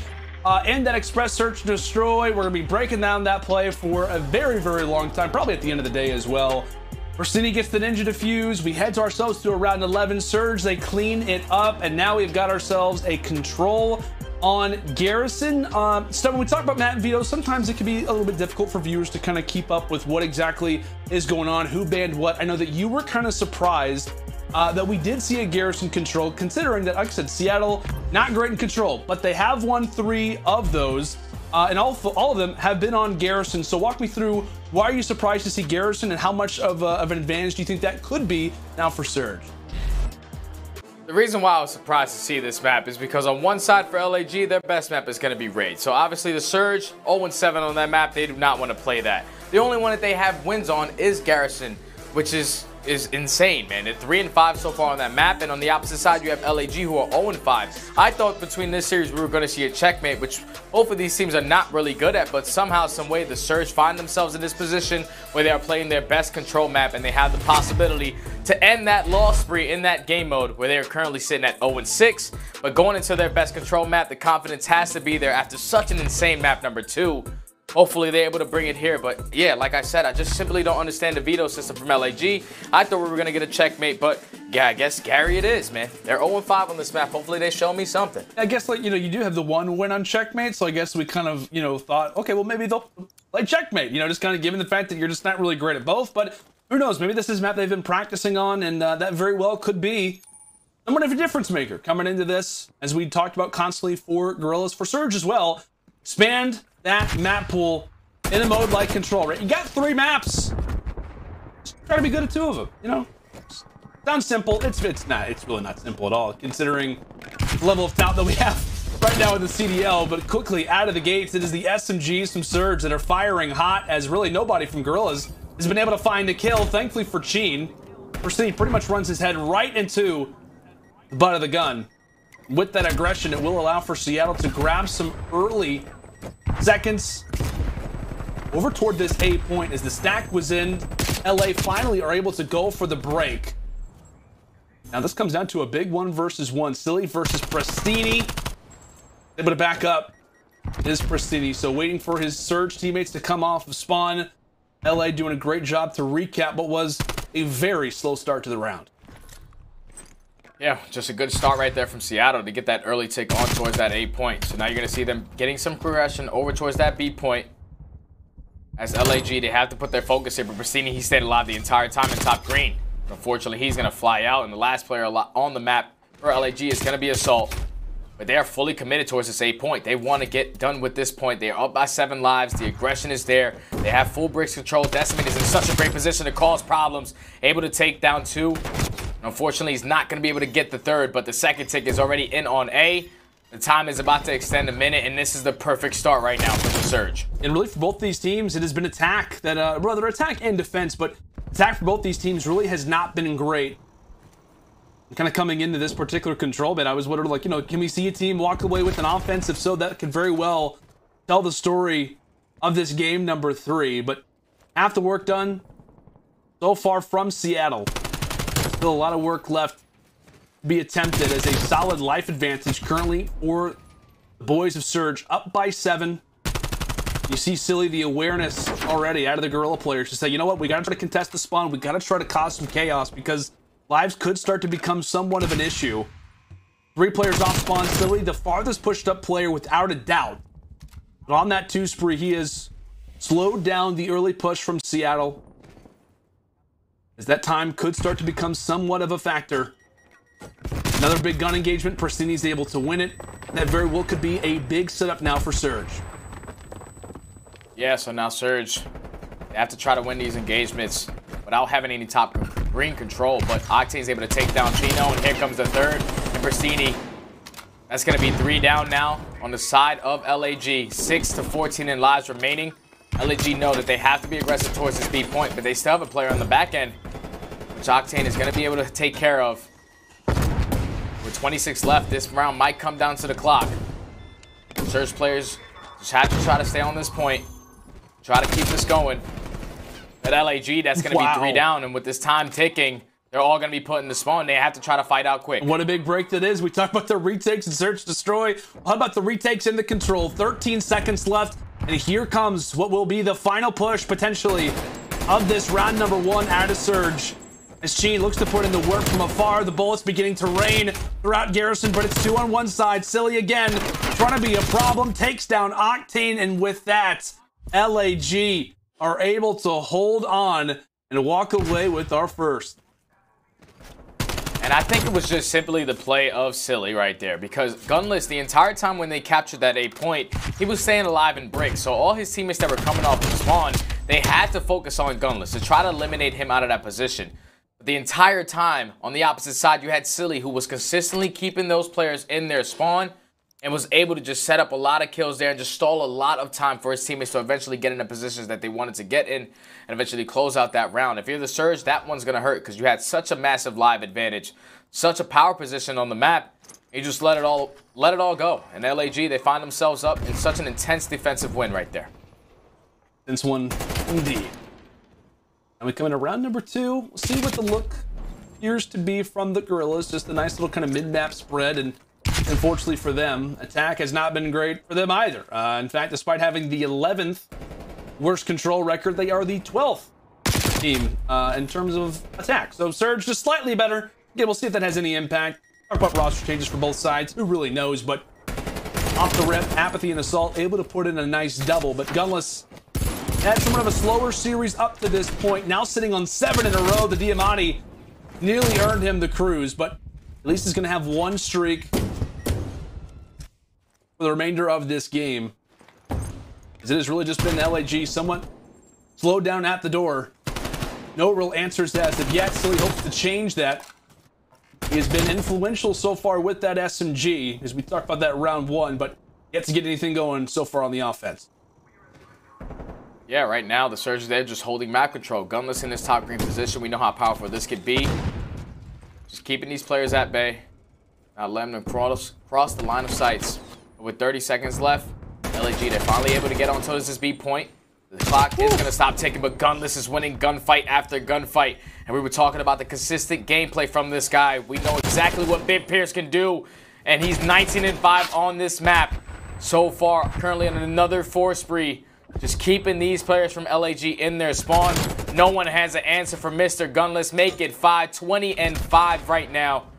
Really stepping up for the team. He is piecing, and now it's Prestinni's turn. Quick little double trade inside of the feed, but it's Octane who wins the final 2 fights, as that pistol has just been a difference maker so far today. Without a doubt, my friend, it is all Gunless so far throughout this match, specifically in this round number 2, as he is just piecing. And that's the thing, like, whenever the Surge team started off, Stud, it was a matter of like, oh my gosh, like, just imagine Octane and Gunless together. Obviously, it has not been what they wanted to start, but when you got both of these guys going off, when you have Big P going off like that, it is hard for anybody to really get anything going. 20-6. Oh boy, this is one heck of a start, Stud. Yeah, he's having himself a map, and now they're going into another offensive push where that very first round is going to come back to haunt them if they can't win this one here. Because they're going to slow this one down. They're not going to commit towards that 8 point this time around. Chino's able to get the first blood. That makes it 2. So 4v2 situation. The teammates on Surge side need to stay alive to make sure that they keep map control. Prestinni's the farthest player pushed up now. He's still trying to pick up kills. Just stalled enough time for his teammates to get there. And he's done such a great job, but the only thing is Cellium, once again, is in the base, being a menace. But Octane's going to be able to take care of him. I feel like every time that we've been talking about LAG, it's just always been about, you know, where's Cellium position? Like, where is he kind of at? And I feel like, you know, maybe for this Guerrillas team, he could be kind of similar to like that Looney role, right? Where a player who is going to step up in the comms can be like just a great support SMG alongside your other players just because of his role change, of course, but he can set up teams from time to time. It's been a little bit rough with him so far throughout stage 3, but you know how talented that he can be, how great of a player that he is, especially in those comms. But comms no longer somewhat of the story as it is so far. Seattle having somewhat of an easy time off the rip of this control as they grabbed A and never really looked, or rather grabbed B and never really looked back. Now focus comes in toward A. Big fight toward the bottom side, and of course, it's Gunless winning it. Really Surge looking to gain somewhat of a team push as Cellium drops in a major position. Slowly but surely, Seattle look to peel back the layers of this Guerrilla defense. Yeah, so right now, the Surge, they were trying to commit towards a brick push, but 3 players unfortunately dropped. Chino and aBeZy hold the line right there, picking up 3 kills. Eventually, Cellium gets the last one on the Gunless, so that's going to shut down the push from the Surge. They're all coming out of spawn. Now it's time to be aggressive if you're LAG. You You see what Chino, the positioning that he has right now is just going to push right out the middle. That's going to be another 3 dead for the Surge. Now they are trapped in their spawn with 50 seconds left. They need to open up with the kill, and Octane, he's going to do so. Now this time it's Cheen. He's now got the 5 spree rolling for him. 35 seconds left. Seattle gets something going. That's going to be 2. Of course, it is your SMGs. They're putting in quite a bit of the load. We'll halt the time for now. Quickly realizes, hey, we got a few players through mid-map. I got to pick this one up. Does end up sacrificing himself. It may be a worthy transaction in the end, as it could have come down to Gunless. He does have that artillery. He's going to go for it. He get it off in time. He drops. So Silly and Cheen, they walk away with 2. Streak is not going to be able to find anything. At least tries to clear out, but aBeZy's here on the flank. It's not about who's at the front. It's about who's at the back. Prestinni, the last player alive, over toward the point, and aBeZy's there for the cutoff. They find 1. They have to go for the rush, but it's aBeZy putting in the plays, a nickname that I'm not so sure will stick. But all we know is that this round is going to go the way of the Guerrillas. A big opportunity there, Stud, for the streak, but it is a no-go. Yeah, right there, the Surge, they want to use that artillery so they can get out at least from the top side to get control of that tank. But as soon as Gunless is ready to call that in, he gets killed, and then eventually his teammate gets traded. So it turns into a 4v2 situation. They get a trade on that, but aBeZy making the play, going through the middle of the map, jumping up to the top of the bridge, able to flank not 1, but make sure that he stood alive the entire time to cut off all the other players from the Surge as they were trying to flood in. Just great plays right there out of LAG to just attack out top green as that streak was getting called. So now they find themselves up 2-1 going into another offensive round where they have yet to get a tick on any of these points. So right now, if it does go to a round number 5, the Surge, since they were able to capture that A point and that B point in 2 separate different rounds, they will have defense if it does go to round number 5. Now we got a chance to look at the scoreboard for a moment, but I think it's Decemate now who's just really struggling so far throughout this game. Gunless in that game number 2. Granted, they did get the win. By no means was it a comfortable one. I just feel like so far for Surge, that we talked about in our keys, like both these teams just have to play consistent. Like in our Twitter spaces we did this morning, it was about which team can be consistent as a lineup and across all modes. Yeah. Right now for Surge, they have just not had that consistency, but can it be the playmaking? Can it be these late round calls that edge them out? They're holding well so far throughout this D. Yeah, LAG, they just can't fight for any map control. Chino's trying to slay alive towards floating, but Decimate, he's putting so much pressure on, but Chino eventually is going to walk away with that engagement. So now it's all about trying to push up the map, trying to gain some progression towards one of these sites. They're eventually going to hop on towards B. You see what Surge are doing. They're making sure that they're able to keep towards top green because they know how much of a power position that can be. But 2 players are eventually going to drop. Progression is still starting to go in favor of LAG on towards that B point. Right now, Surge, they're just taking their time, making sure they're keeping top green, but Adam Assault able to take down both players from top green, and this could get dangerous because if they decide to flood out towards top green by hitting across bridge, they can beat those players there. So number 5, he's going to have his hands full right off the rip. Hands full, what can he do with it? How about the kill? The ARs end up winning the fights that they have to, so at least it will stall the push for now. Silly gets dropped in a pretty awkward position, and Sheen says, probably would be best for me to try and go for a reposition. He ends up dropping as well. 4 straight. That push completely thwarted there. Out of the Surge in a position where they have to have it. Octane drops down. Thankfully, Gunless is there. Gunless has pretty much been everywhere. 28 and 16. Phenomenal game so far for him. Meanwhile, Decimate, boys from Surge, off of the defense. Rather, out of the spawn. Can they make happen? Assault. Nice perspective, takes down Octane, and Sam LaRue's probably not going to be too happy about that one. For a minute on the clock, a big wipe for the Guerrillas would mean so much as they look to try and stack the point. Prestinni has to get in. The quick feet not working out. It all comes down to Gunless. He falls. Time starting to go the way of Guerrillas. Could this be where it closes itself out? Point currently contested. Gunless off of spawn. Prestinni is here. Octane, meanwhile, wins a big 1 versus 1. Back and forth we go. Just mere seconds away. Could it come down to this particular engagement? Philly tries to go to work with with the pistol, but he ends up falling as well. And Seattle, for the moment, 55 seconds on the clock. are able to hold on to the point. Nearly lost it for a moment. Right off of spawn is Zap in Seattle. They're aware of him. Now with 45 seconds, LAG, they have basically 2 good pushes, and that's a good way to start. Chino, he knows the positioning. He knows that Gunless is going to be coming off spawn. So you're going to try to spawn kill him a little bit. He's able to spot him as he's going to cross from that backside. Gunless knows. Chino, too bad. He knows more. He's going to be able to walk away with that kill onto Gunless once again, but he's still just trying to keep Gunless at bay in the spawn. Here comes the pinch from Prestinni. Able to come through the backside of Bricks. Able to take down one, but no lives remaining for the Surge. LAG, they only need 1 tick. 15 seconds left. They're going to be able to find 2. 2 ones? Surge are staying alive. For the kills they have to. That's a big one from Silly. 4 seconds left. They have to sprint onto the point. 2 players here. Prestinni drops. It's all down to Octane. Can he win the fights? But no, it will be the Guerrillas who walk away with a crazy round 4 control. It went down to the wire. So many important fights, but ultimately came down to the lives that were left. 2 players trying to hold down the point for Seattle, but Guerrillas able to utilize that man count to their advantage as they walk away with the control in another nail biter, another hard one to lose if you're Seattle. Yeah, that's definitely a hard one to lose, man. That's your best control map, the one that you've only gotten wins on the entire season so far.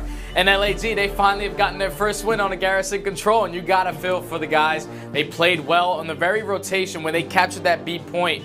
It was all about just getting to that A point as fast as possible. You had a couple players hit towards top bricks, but I was really focused on what aBeZy was doing. He decided to go through the middle of the map. He flanks through bricks and just forces all those players from Search to turn around and eventually focus on him, which gave the opening for his teammates to push out from top green and get that early progression. But it was just such a battle between both of those teams to keep the contest on point.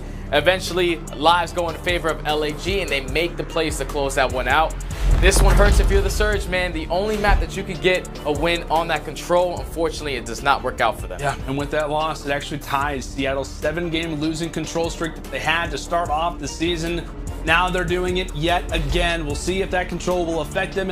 Now coming into the hard point on Apocalypse, or can it be the Guerrillas that lock up this series here? Will Apocalypse be our final resting place, or will we see that crazy game 5? Make sure to stay with us, folks, as LAG versus Seattle continues after this.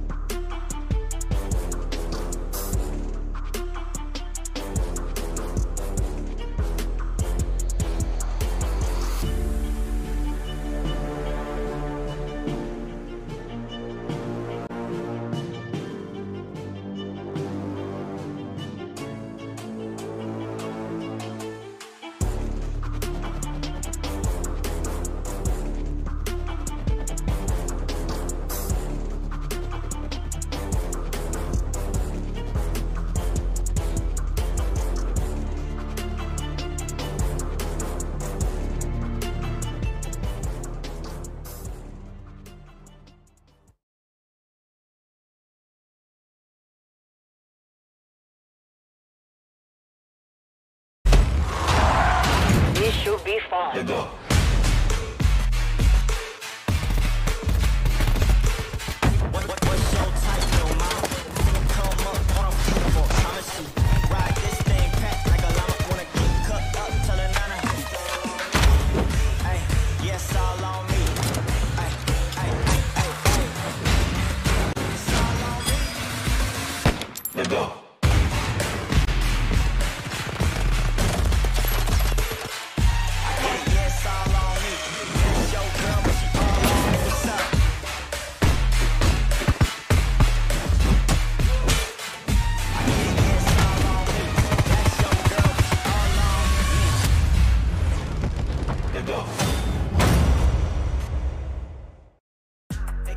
Welcome back, ladies and gentlemen, to the Stage 3 Major presented by USAA. We are 3 games deep, potentially with our map 4 just right around the corner. It will, in fact, be Apocalypse Hardpoint Study. Just a quick little recap on this series. It has been LAG through that game 1. They lose what was a solid advantage in that search and destroy. Surge taken in round 11. And then now we saw, what, the Garrison Control. That one went back and forth, but overall, LAG have been able to do it so far throughout the respawns. As we take a look at our hardpoint stats from game 1, how do you like really Guerrillas' chances to lock up the series here? You think they get it done?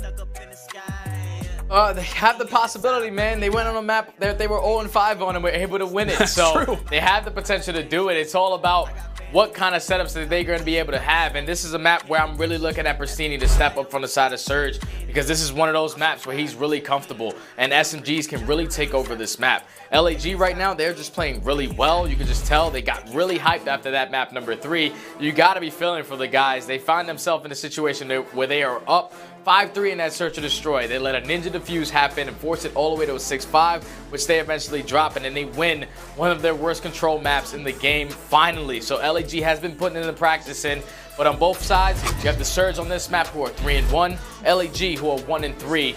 Like I said, this map can go to either team. It all depends on how long they can hold those proper setups. Those money hills that can be potential 60s. This is going to be a great setup for that P2 to make sure you keep these spawns. And even for the P4 to P5 rotation to keep those backsides. Whoever can keep the fundamental hardpoint game in play should be able to walk out on top here. Yeah, it's a great point. And I feel like, you know, kind of given, and outside of the record, because I've LAG sitting at 1-3 on Apocalypse. Like, I feel like when we talk about fundamental Call of Duty, you know, in terms of just kind of being aware of the spawns, like, you know, this map can be very punishing, you know, whenever you drop, because despite having, you know, P2 spawns, you can just quickly spawn out in a moment's notice. I feel like for a team like Guerrillas, that could in some ways benefit them, Stud. Like, I feel like that record of 1-3 maybe doesn't account for how well that this team could play given the atmosphere of this one. But like I said, off the rip, already a few gunfights are in, and we see LAG, despite having those P2 spawns, they're out. They're over in no man's land. Literally, it's the call out. Yeah, they're just trying to push through broken. They're trying to make sure they flip these spawns. They cannot allow the Surge to be able to chain P1 and P2 together. They're getting a lot of time off this P1 hardpoint, but eventually the Guerrillas, they 4-man hit the front side, able to take down a couple players, and now all 4 players are going to be set up for P2.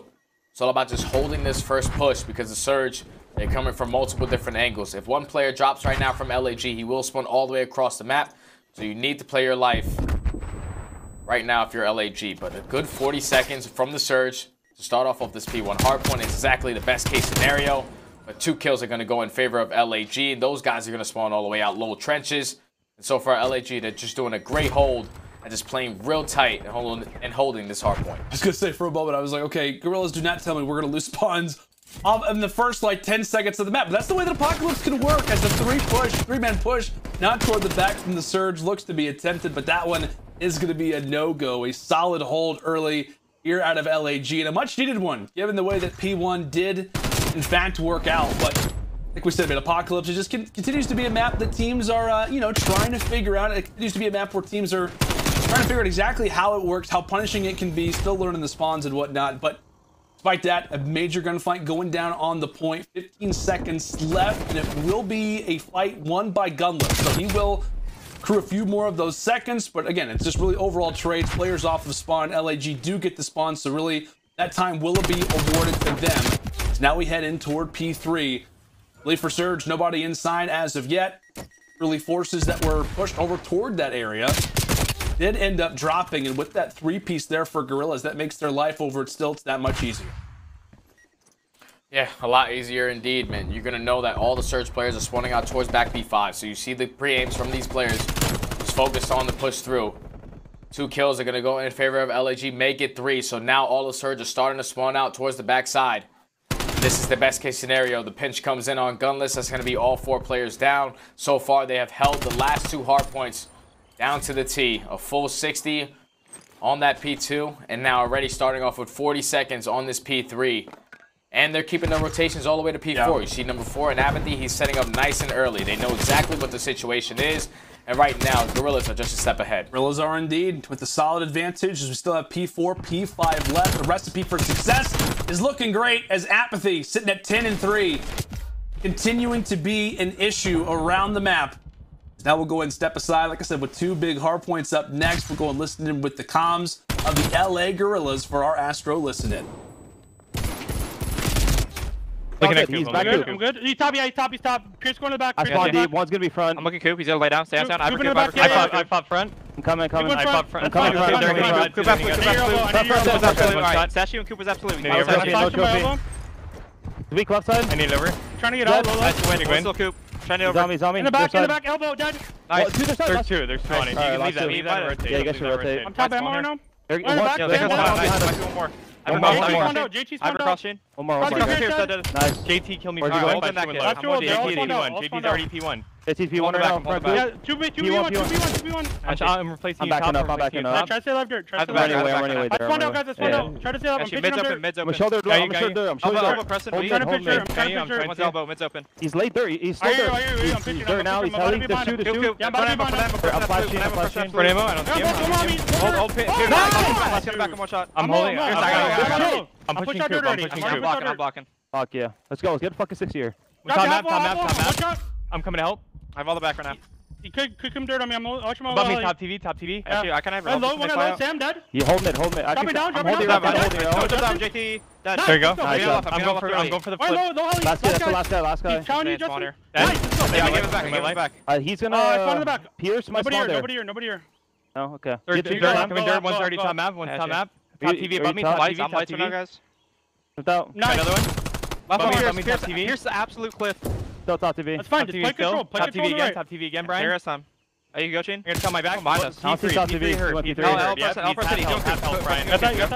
I'm playing corner top TV. Oh, he points me. He's top TV dead. I'm he ran back to P1.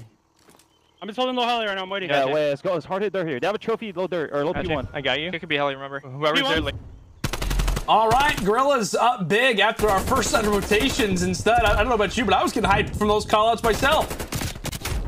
Yeah, I love the comms right there at LHG, and that's one thing that Chino brings, man. It's just that energy. When he popped that 3-piece, you heard him starting to roar, and that's one thing that can really work out for this team, because even from formerly teaming with aBeZy, I was always the guy that was yelling. So every time I yelled, it got aBeZy going, and so far those two are having a map.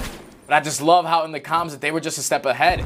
They even lost those P4 spawns. They lost the time on P4, but they were just thinking, hey, we lose that, doesn't matter. As long as we get a full 60 on that P5, this is the best case scenario. And that's why you see such a drastic lead so far. Even with them losing this P1 hardpoint right here, they're still focusing on the next job at hand. They're focusing on those P2. Once again, this is going to be another tight setup. And they did a great job at holding the surge out the first time. Can they do it again? See what the play call right now is for Seattle. Prestinni maybe making his way through mid. Meanwhile, the players toward the backside, they get piece from Silly. Any attempt of trying to make a play could in fact be improved though, because they do get close spawns toward back temple. Silly continuing on the spree. He finally does get cut down. A current 3 versus 2 on the point, but now it's aBeZy's turn. SMGs, take your pick as the Guerrillas now up 181 to 121.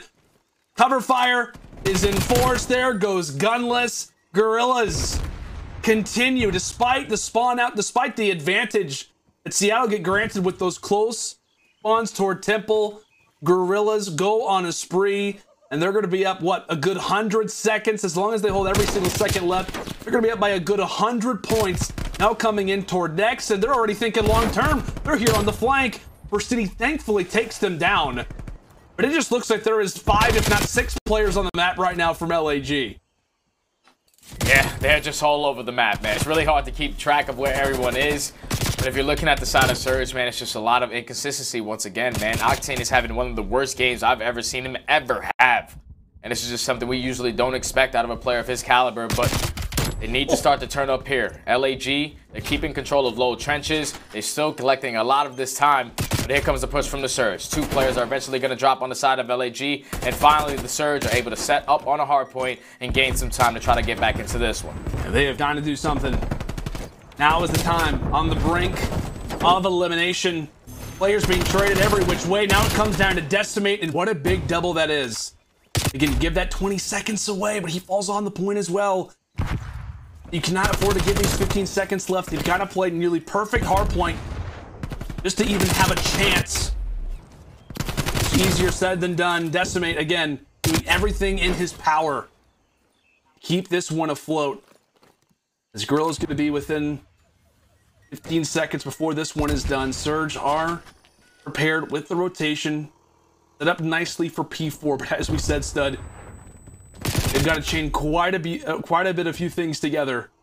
This can only be the start. And aBeZy's taking his time. On the prowl. He gets dropped. Assault, meanwhile, from the back. QBZ in hand, by the way, and it's worked out quite nicely, especially in those up-close positions. That's going to be 2 for him. Quickly turns on a Prestinni, and the spawns have now flipped. Guerrillas favored for P5 as we are 10 seconds away from the Guerrillas calling this one a dub. Can they continue to lock it down? Assault, doesn't matter whether it's the Krig, whether it's the QBZ, LAG are getting the job done as they stay alive, closing out the hard point in a dominant way and remain here at the Stage 3 Major. LAG was just a step ahead the entire game, man, and it all started right off the rip of the game. Once they lost those spawns for P1, you saw how aggressive the Surge were pushing towards back Temple. They decided the 4-man hit through Broken and flip those spawns immediately. And even though the Surge did have the back spawns, they just weren't able to break the defensive hold right there out of LAG. Not once, but twice on that P2 hard point. They got a full 60 both times, and then once again, at that point, you're just starting to spiral out of control if you're the Surge. When LAG, they just kept on being a step ahead. They kept on focusing on the rotation. Even when they lost that junk time on P4, they had aBeZy go all the way around the map and make sure that they flipped those spawns to make sure they were guaranteed that P5. They were just a step ahead, man, and this is another series. This is back-to-back series, actually, for the Surge, where they have lost every single respawn. The last time they did that was versus the Ravens in that 3-1 loss there, but this is just not the Surge that we were expecting to see. When they pick up Decimate, we were expecting their respawn to get a lot better. They were going to improve in the slaying, but as I said it, man, it's just not clicking for these guys right now. That's 7 matches in a row. That's just not good for the Surge, man. It's not good. It's definitely not, man. What LAG on the other side, they snapped their 4-game losing streak. Seattle, they just extend theirs. And what, man, it's through the 3 respawns. Like, we came into this series for Guerrillas thinking, okay, they're gonna win the Search and Destroy. Can they get this? Can they get the respawns together? Right? Can they take maybe an opening hard point? Can they grab a control? Just like, nope, we're just gonna win all the respawns. No big deal. Big win there for LAG is what, man. There was just so many major plays kind of toward the stretch. I think one kind of play or one kind of instance that kind of settled it for me in my mind. It was like, okay, this one is gonna go toward the LAG camp. Was just kind of toward that second set of P2. Seattle, they get the favorable spawns. And granted, you know, when you're in that position, the opposition's gonna know where you're coming from, but they just handled it well. Everybody going on streaks. Cheen puts in the damage. aBeZy was doing the work up close. Assault toward the stretch. You could say pretty much a lot of stuff about every single one of these players, but it's a big win in that particular camp without a doubt. As I mean, what do you think kind of is the future now for this Surge team coming into what will be Stage 4? You gotta go back and you just gotta basically go straight to the drawing board, man. You gotta start from day one. Like, these guys, hardpoint, it doesn't look really good. That's 2 hard points, but the first hard point wasn't even close. The second one right there, they just didn't know how they wanted to break P2. Like, they just kept on single sliding out, giving Silly a lot of these free kills, and it just wasn't working out for them. But that control was going to eat me alive. That very first offensive round, they had the man advantage. They captured that 8 point. 8 point is not really easy to capture, and all they had left was B, but then they left Silly at tools, and he was able to make play after play after play. And in the following offense, when Gunless had the streak, when he's calling in that streak, he cannot die in that situation. Whoever was top green with him needs to watch over him, but they let Gunless go down, and eventually a second player drops, and that shuts down that push once again. And LAG, they just countered every single time, and they won it. They just played really well in every single respawn. They did, man. They got the job done, and we talked about the Search Destroy, how that could have been a different story as well. But speaking of plays, we have to revisit some moments throughout this hardpoint, specifically Cheen, right? For our scuff play of the game, Cheen started to light it up, going on some sprees, and this is where we were obviously in our Astro listening. You could just tell, right? He was kind of fueling the team, and as you said, my friend, like, whenever you get aBeZy going, whenever this team is clicking, like, they can just take over maps. As we said, hardpoint, this is not a great hardpoint team, but when they're clicking like this, whenever they're feeling themselves, they could be much like every other team in the CDL. You never know. They could be a solid roster that could take you down at a moment's notice. Definitely, man. And just looking at that energy, it just had my hairs on my arm just go up because I know these guys are fired up, man. That was such a great series for LAG. Such a confident boost for these guys because obviously their respawn in general was just terrible. The fact that they were able to walk away with this series and take all 3, you gotta be feeling really good. Even though your next matchup is against OpTic, who have been struggling recently, LAG winning 3 respawns, the confidence gotta be through the roof right now. I want to ask you, like, how do you think that LAG kind of approached their practice tonight / tomorrow coming into their game versus OpTic? Do you think they go back to the drawing board and then in terms of the search and destroys? I mean, how do you kind of evaluate that particular game for them? Well, definitely they don't think that they have to go back to the search and destroy drawing board because they let a ninja defuse basically lose them the map, and that's just something that you can just pick up on the fly. Never let it happen again. But obviously when you're going up against OpTic, you know what kind of team they can be. Obviously recently their hardpoint game hasn't been up to par, 0-5 in their last 3 series, but if you're LAG, you just got to keep the momentum, man. Keep Chino yelling, keep Papa Apathy clutching. It's going to be good for these guys so far. Without a doubt, they're feeling good, and they have every right to feel that way considering how big of a game that this was. I know we had a moment to look at the maps, got the games, got all kinds of great action to come, but right after this break, it's going to be Lottie joining alongside by Money Cheen. He's flexing on him. LAG, they stay alive. Our interview still to come.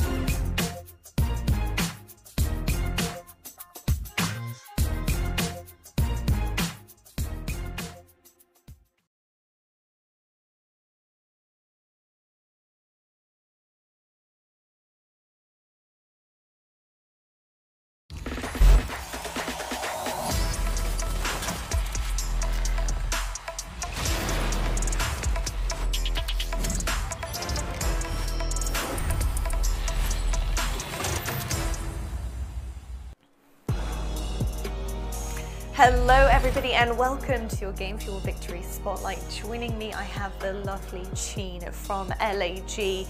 I've got to say, man, epic first game for your major.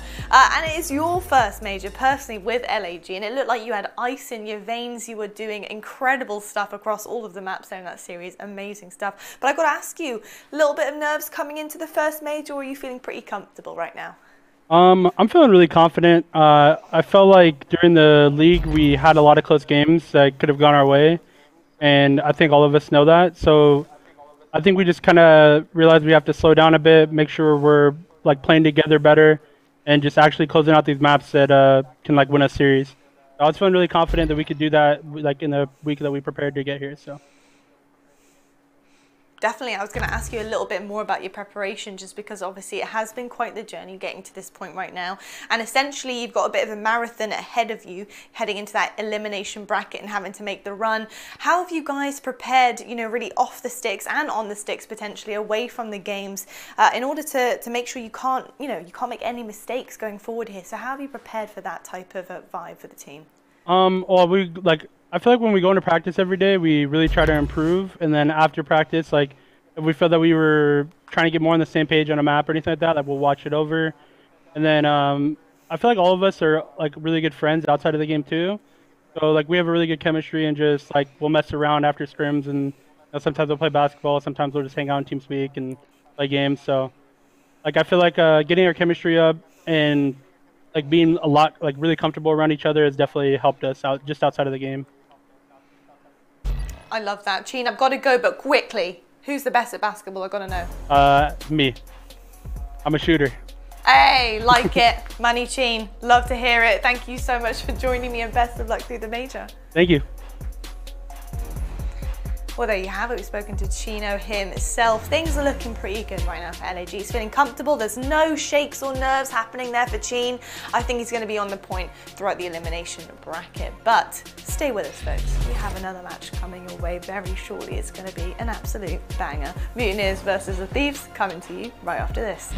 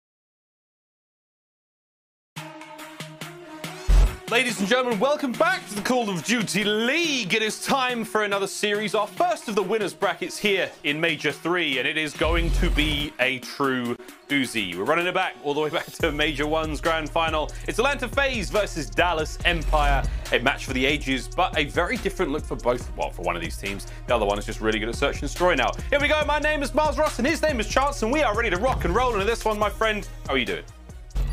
I'm doing great. I feel like it's Christmas. It is a Thursday, and we get FaZe in Dallas for our first match to cast. It honestly doesn't get better than this, man. This is how we kick off the week. I couldn't be happier. That's a really nice way to start the week here in the Call of Duty world. I've been promising it for a very long time that this major is going to be a special one and a very exciting one indeed. And with that said, let's just get straight into this matchup. Ladies and gentlemen, first up, the Atlanta FaZe. The game has turned on its head. Run! Run! Get onto the point! Cellium finds himself 2 more. Oh, baby! Absolutely slayed. What a magnificent comeback from Atlanta. Bit of a bumpy road to the stage to getting into this major for Atlanta FaZe, but definitely has to be